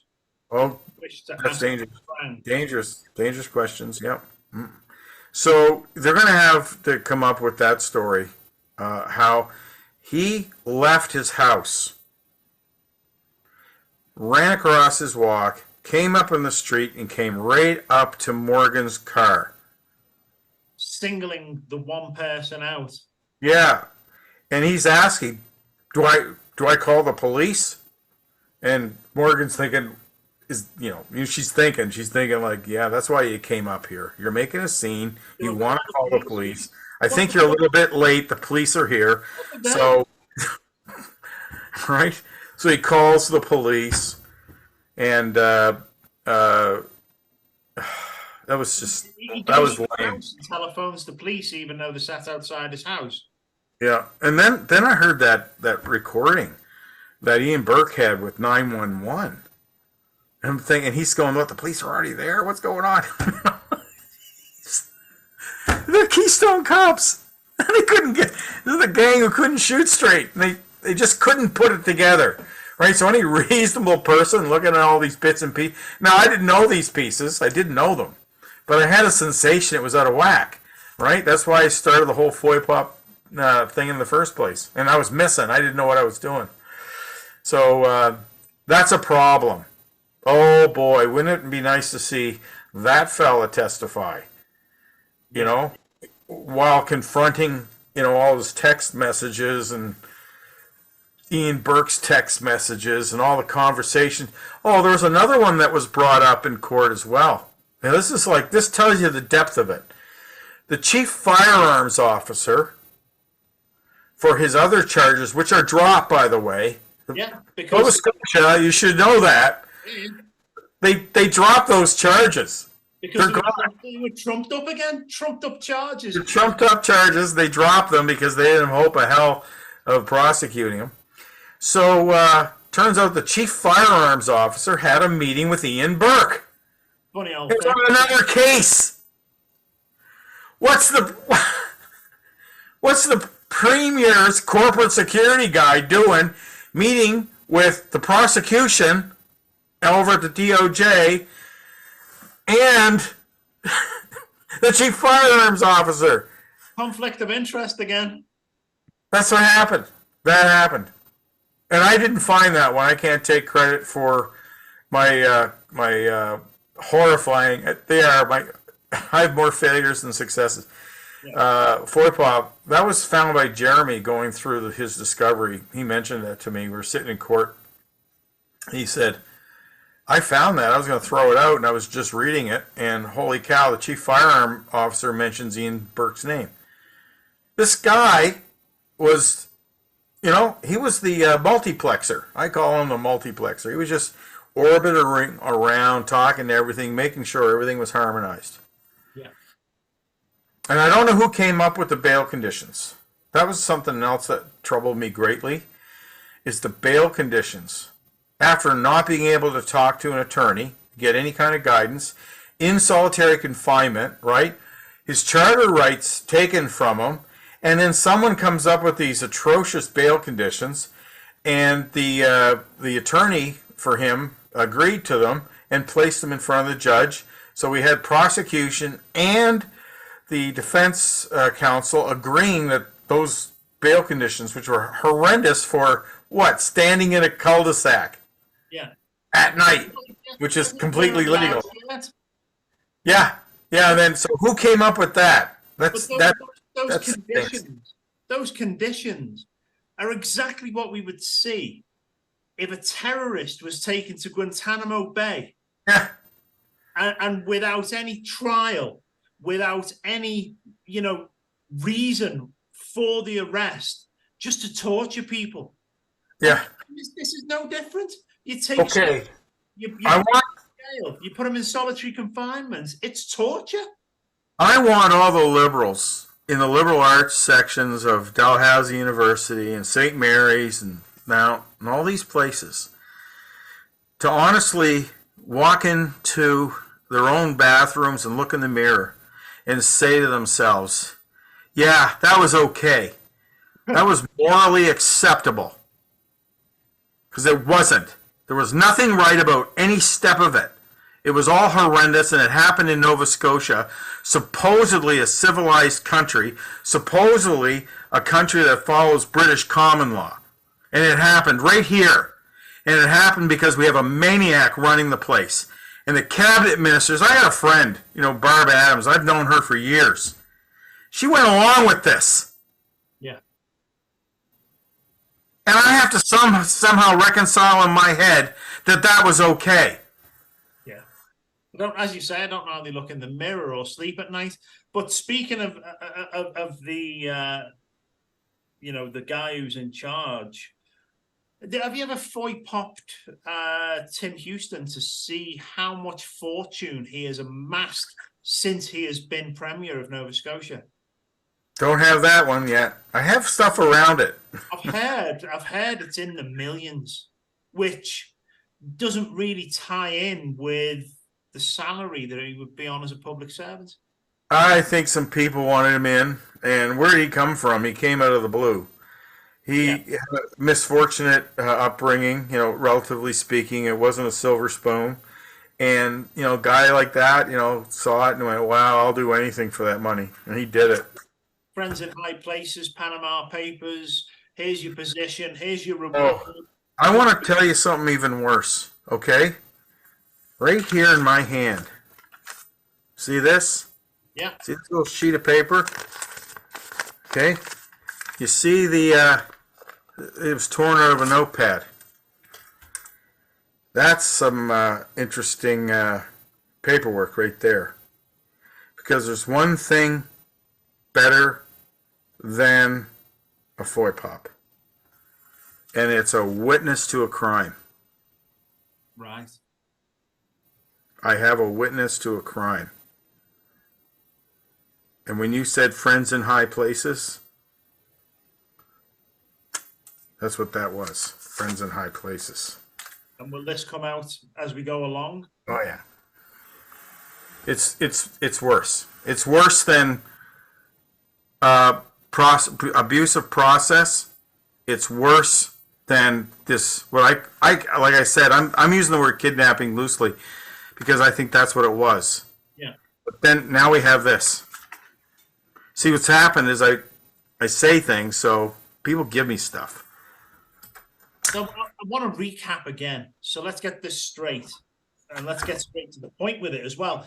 Ian Burke, corporate security, holds no legal capacity in the powers of arrest, but instructions have been given to him from Premier Tim Houston to pursue the arrests of Morgan and Jeremy. Burke has used his previous position within the police to requisition, is it Mad Smiley Smart to produce an arrest warrant? You know, this is clear evidence of corruption, targeting, abuse of position and power. Surely Jeremy and Morgan have a case against the judicial system for harassment. Well, right now they have a very, very good defense attorney. And the defense attorney, he defends people with very serious criminal charges. Okay? Yeah. And that guy is very good. He is very good, very capable guy. He's not distressed in any way by the government, I don't think. And I don't know his mind. I'm just a witness, right? So yeah, if Tim Houston is responsible for the imprisonment of two innocent people, and this lawyer's good as we hope he is, what kind of trouble could Tim Houston be in regards to an abusive position and the fact that the police, as far as I know, are to remain impartial to any political position, as well as not taking orders from any political figures or affiliate, which is clear has happened here. And if this goes up the line to Tim Houston, and he is charged with an offence here, whether it be corruption, collusion, or, you know, miscarriage of justice, once he has a criminal record, he can no longer hold that position as Premier of Nova Scotia. yeah, you know, there's a couple of things going on. The attorney that he has right now, his job is very narrow. It's defense attorney. Yeah. But can you possibly imagine the circumstance that Jeremy is going to be faced with when he walks from this? He's going to walk from this. Okay. Oh, absolutely, yeah. He didn't do anything, so he's going to walk from it. But Omar Khadr got $10 million from the Trudeau government for what they did to him. Yeah. Well, and he's a terrorist in India or something, right? He's not Can you imagine? Yeah. Listen, this is bad news for anybody who's going to try to defend the Premier on this one. I think that the Premier is going to get his checkbook out and spend public money on reconciling his relationship with Jeremy and Morgan. Quite honestly, I think that's what the ultimate solution to this problem is going to be. Yeah. And Dr. Roberts, you know, he too has his fingers in this right the way throughout. You know, we know that there's been some big failings in regards to what he's done here. Yep. He has to be accountable. He has to be held accountable. Oh yeah. I hope they do. Now it won't be. I don't think it'll be Sharif. It might be someone else in his office in his firm that does those civil lawsuits. But can you just imagine? I can't even imagine what the result of this is going to be. Now, in terms of my own involvement, it was entirely accidental. I was busy, literally, like moments before leaving, working on the background to the judicial review. I was exhausted. I was tired. My wife didn't want to go. She was not interested in getting her head kicked in by a bunch of cops, right? So I go out, and the only reason I go out is because I'm concerned that the people there, Jeremy Morgan and whoever else would have showed up, was going to get beat up. Yeah. Oh, And I'm standing there. I asked questions and said, "Anybody do anything illegal?" No. I left. I was satisfied. They came back the next night, and all hell was breaking loose. yeah. It was brutal. And then, I had the presence of mind to wonder what the heck is going on. So I just started asking questions. That's what happened. Yeah. Now, That's what happened. there's been a timely change in the director of the Nova Scotia Public Prosecution Service, Karen Hudson. Now, her appointment was announced on July the 20th for only a 12-month term. Is there any purpose in the timing of this, do you think? Oh, yeah. She used to be the deputy minister. She was top dog. Right. She was running Candace Thomas's job. Okay, people should know that I also know Candace Thomas. Not recently, but went to school with her at junior high, high school, know the family, that sort of thing, right? And she's an incredible athlete. Probably not anymore. I don't know. She was quite something. So,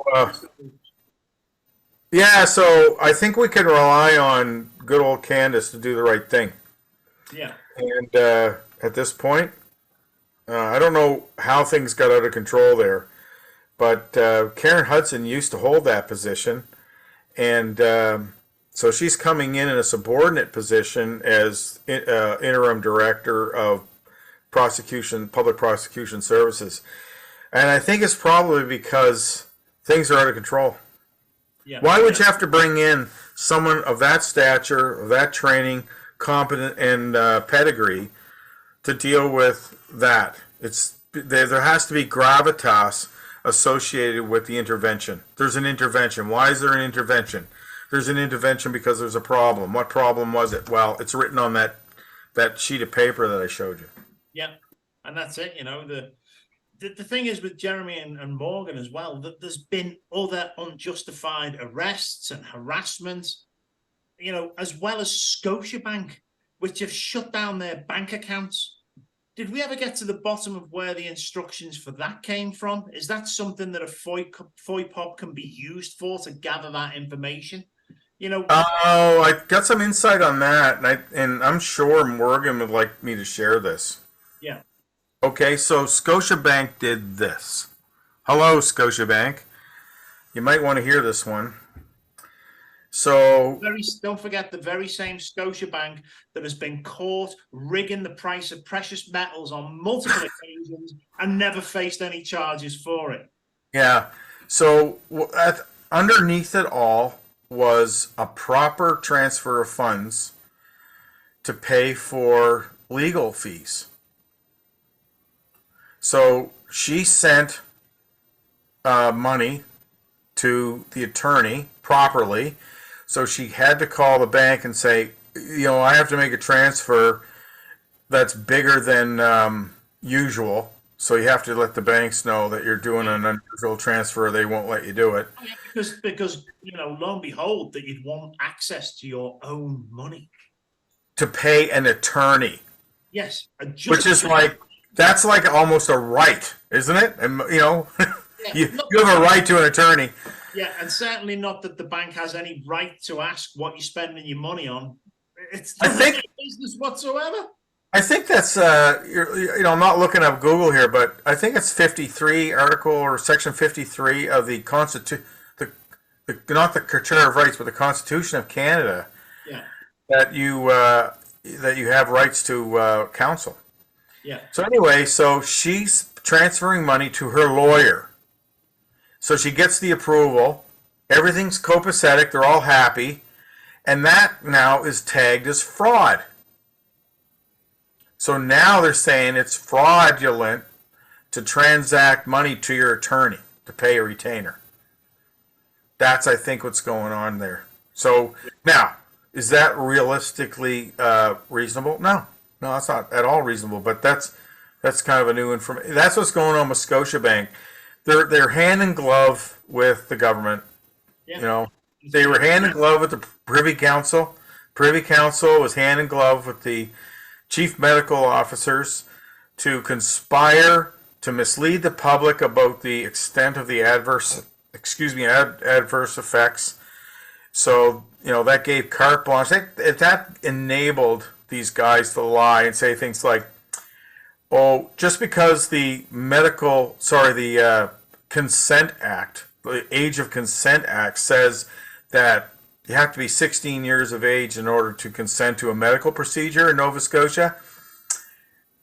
Privy Council says that I can do just about anything I want now, and I'm going to tell you, a 12-year-old can comprehend what messenger RNA is, and they can read my mind and find out that, it kills people, and they're going to make a proper decision to say, I'm going to take that experimental substance because Dr. Strang lied 3 times for me to take that. Yeah, that's what we're dealing with. Scotiabank's no surprise. Yeah. Now, the targeting of any citizen for their political views is absolutely unjustified and illegal. We have laws to protect us against what we've discussed here today. Is the supreme law of Canada and the people big enough to take down public servants that think that they are the law and the authority and they reside above it? Well, no, the law is not enough.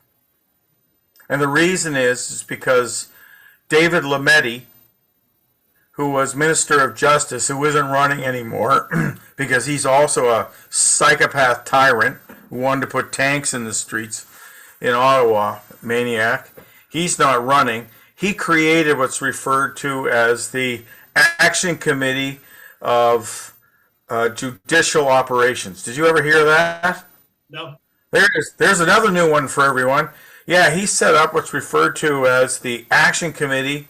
Again, I'm pulling this out of my memory for judicial operations, where he dragged representative judges from all over the country to steer and control the way the laws were being enforced and adjudicated. So now you know why everybody's forced to wear masks in the courtrooms, to keep people out and to torment them. Yeah, it's just that's what was going on. Just another show of strength. It's just it's just another way to say we are the authority, and you'll do as you say, or you'll do as we say. Sorry. And when you come into this courtroom, you'll wear a mask, regardless of whatever the law outside of this court says. It's just a contradiction in terms. Absolutely. Yep, it's still going on. I mean, this baloney's still going on. Nova Scotia Health, you still have to get the vax. Okay, there's no evidence that the pathogen is in the population. No evidence. None. Zero. But you still have to take the vax. Yeah. To work. And all these people still aren't working. What a bunch of maniacs. And in this is for the Nova Scotia public. You should hear this. There was a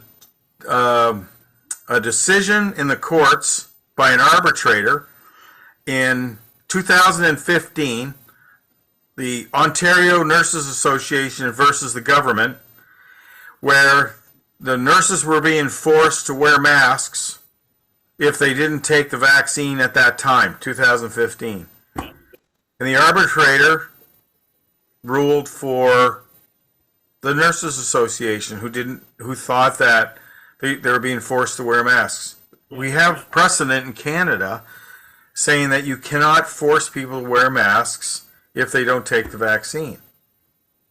That's established law. So there you go, a piece of information that's rarely known. Yeah. I can share with the public of Nova Scotia if they're watching. Maybe we'll get 10 views. I know that people in Nova Scotia, people across Canada, people across the world, they just want their lives back. They want to be able to continue living a life that's good and wholesome for them. But I know within Nova Scotia alone, people can't get a doctor. People can't get an appointment. People are dying, waiting to be seen by medical personnel. But the closing dying. That woman, she was just a young woman, died. Yeah. Died waiting to see a doctor in a hospital. In Middleton at the Soldier. Yeah. Yeah. And they say 15.8% percent of the people who are on this list represent 15.8% of the population can't get doctors in Nova Scotia. No.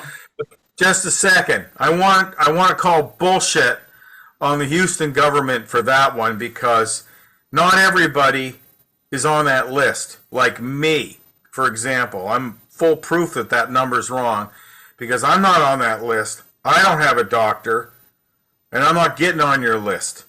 No. Got it? And there's a lot of people like me. So my estimate, and I think it's realistic, is at least, and they know what this is. They know what it is because people go to the doctors and they bill MSI, right? Yeah. So they know exactly how many people don't have doctors or aren't going to doctors, because it's a matter of accounting records. Those people get their cards swiped. What's that number? Michelle Thompson? Hey, Michelle Thompson, who, aside from this COVID nightmare that you pushed everybody through, how many people actually went and saw a doctor in the last 3 years? I'd like to know that one. Each year, what's the percentage? It isn't 15.8% that didn't. No. I bet you it's more like 80%. We well know as well, Paul, if you remember the last podcast that we did, the amount of money that was paid to doctors that were not working during that pandemic. It was ridiculous. And I'm only going off memory. Here. Were they paying something in the region of 42,000 Canadian dollars to stay at home? Yeah, it was $500,000 a year is the number I remember. Oh my! And they're leaving. Listen, they're leaving. We're getting into some interesting areas here. They're leaving. They got a real problem with personnel in the Nova Scotia health system. They're so recalcitrant. They don't want to hire these people who didn't take vaccines, even though there's no evidence that there's a pathogen, and even though they don't make you immune. You know, they don't make you immune, and it's not here, yet you still have to take it because there's scientists running Nova Scotia Health. Jesus. Yeah. A 4-year-old could put that together. Don't give me any compliments on that one. So no, but what's happening is they're leaving. You can make so much money in the States right now, it's unbelievable. Absolutely. Yeah. Travel nurses. Let's put out, hey, if there's any travel nurses out there, you can make me rich if you would just tell me where you want to go, because I could place you in pretty much any hospital in the United States, and they'll give you anywhere between $10,000 and $30,000 U.S. startup bonus just to start there, and they give you your place to stay and transportation, the whole thing. Depends. The deals vary. I'm talking RNs. So yeah, if you want to extricate yourself from this farcical lying nightmare where they're abusing you. That's what they did. They abused the nurses, made them work like hell, treated them like shit, and then treated them like shit again after it was all over. And now they fired a bunch who were perfectly happy working. They got some weird people running Nova Scotia Health. What's their motives? It isn't science. Usually it's money. Yeah, you know something? I'll challenge you. I think it's ideology. Yeah. I think these are people who are just like so corrupted in their thinking that they have to be right. You know, got to be right about that one. I can't let anybody infiltrate my mind, you know, with real ideas that are going to affect me. You mean people who have been conditioned as doctors, as nurses, and have been basically spoon-fed the directives of the medical system all their life, to the point where they wouldn't believe anything other than that official narrative that's put forward, regardless of how much it seems to go against the soul, that something isn't right. But they have to believe that medical establishment, because all their life, that is all they've been taught and all they know. You know, it used to be healthcare, right? Remember that word? Healthcare? Well, we start off with health. I mean, and care. It's, you know, two words that don't seem to go together within that province. Well, let me tell the people of Nova Scotia the etymology of the word care. Do you know what care means? Care is an English usage of a German word, caresses. And caresses means crucifixion. So it means it refers to the suffering of selfless sacrifice. So when you want to give somebody care, right? It's not something you give. It's the way you suffer in giving. So that's the whole idea, is that healthcare is a vocation. It's a vocation of pouring yourself into someone else's life. And I know a whole lot of doctors, and I'm thinking of one right now, and you know who I'm thinking about, sir. Yeah. That's all he does, is he pours his life into other people's lives, just without any hesitation. And that's what I mean by vocation. You mean a very good man that we may have interviewed a couple of times previously? Yeah, maybe. That's what you do. You care to the point of collapse. Yeah. You give until you can't get, no greater gift than you lay down your life to your fellow man. And you care enough to put your own life and reputation on the line because it's worth it. Could you imagine the gall of the Nova Scotia Health monsters that are preventing people from giving care to people? Yeah. Putting that word back on. Oh, this is health care. What a mockery that would be. Absolutely. It's funny that we evolved our conversation, the people listening on, those two guys are just going, where's the beers, right? That's it. Whoever's watching this now, sit down with a few beers. I know we're getting... No, we're going through a lot. Jeez, I think we hit every subject I had noted here, man. Wow. This would be a late night at the Midtown. Wouldn't it? Well, what we're going to do anyway, we are going to wrap it up. So is there anything else tell us that I may have missed here, or anything that you're waiting on in regards to further evidence through the Freedom of Information requests? This piece of paper will kill that Antichrist. Okay? That's what I want to add. How's that for a punctuation mark? That's fine. And I hope within the next few weeks we see the resignation of Houston and Strang for their infiltration, for their overreach of power. Yep. And the fact that they have no right whatsoever meddling in affairs of peaceful people that only want the best for others around them, especially the children. If we're not prepared to protect the children, who are we prepared to protect out there? We have to do this. Yeah. It's something that every parent, every adult, everyone who has a child, a brother, a sister, whoever, needs to stand up. And they need to speak out in the same manner that these two people have done. And they have been condemned for their actions by corrupt politicians who shouldn't be in the positions they are. And I guarantee if we all come together, share this, get it out there, keep pushing it, we'll bring a public outcry that means that these people will have to be removed from their position in office for their part in what has gone on here. I admire them greatly for what they've done and how they've suffered for me. Yeah. Thank you, Morgan. And thank you, Jeremy. Absolutely. Absolutely. Well, that's it. We're going to wrap that up, Paul. Wow. I think we've covered over 2 hours. It's a long one.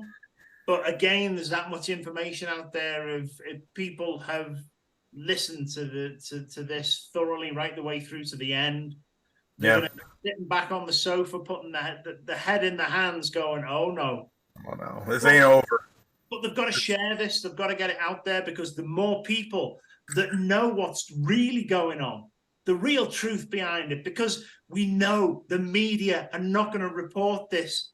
Nobody's going to open the local newspaper or the local social media page and see what we are talking about today and understand exactly what's been going on with these absolute corrupt piles of shit. We're having a stop and chat. You just said something big there. Stop and chat. You know, when you're going out the door, a young lady I know introduced me to this idea. You're walking out the door, you're going up to the car, and you stop and you chat, and you're into another half-hour conversation. Yeah. You mentioned something that was very important, and I forgot to mention it, and that was, where is the media? Saltwire was in that courtroom, and we haven't heard a darn thing. And you know why? They smell blood in the water. And they know that it ain't Jeremy's. No. And they haven't got the balls to publish it, because at the end of the day, it's not going to be good for their future as journalism. No. They don't ask. Why was it on me to ask these questions? Like, it's not my job. These guys went to university and got degrees in journalism to do this. It's not our job. They're paid. They're all paid by the Trudeau government to operate. Yeah. So Saltwire, right? Who are they? Who do they love? They love the people giving them the money. The people giving them the tips, the people giving them the stories. And again, that normally comes from people that they want to throw under the bus, remove from any influence over anything that goes to the government. And this story certainly rings true to that extent. So well, thank you for being there again. Like I said, I got a web page now, so I guess I have some social media, but it just doesn't cut it. Yeah. Thank you, Chris. No, it's a pleasure, Paul, and thanks again for coming on. And it's people like you that are standing up. And if people don't stand up, somebody will. It's got to be us. We'll do it. There we go. So well done. And I really do hope we see a result from this that is positive for the people out there, and also the fact that the people will truly understand what it is they are being governed by. And regardless of how the press paints the picture of some fat, jolly guy wearing nice, colourful ties, as well as a premier who is corrupt higher than he can actually stand, this needs to be public knowledge. And I really hope this gets out there. Well, thank you for carrying this. And I got lots of paper under me. Let's put it that way. Take care, my friend. I'm sure we'll be in touch in between now and our next talk. See you later, Nova Scotia. I'm happy to have done you a service. Yeah, and Nova Scotia, we're counting on you. Don't sit back on this. You've got the information now. Go out there and share. Make sure that people know. And as Paul said before, even if it's a stop and talk, if you're walking out of a building, if you're going anywhere and you know somebody, the conversation can start with, hey, did you hear what's happened with Tim Houston? And the rest is easy. You just share the link, let them see it, let them hear it, and let them form their own opinions about what's going on. Yeah. Well done. Take care, everyone. Take care, Chris. And as we always say here, believe nothing, question everything, and we'll get to the bottom of this shit pile eventually. Yes, we will. See you in a couple of months. Take care, mate. Thank you. Got some more coming. Bye.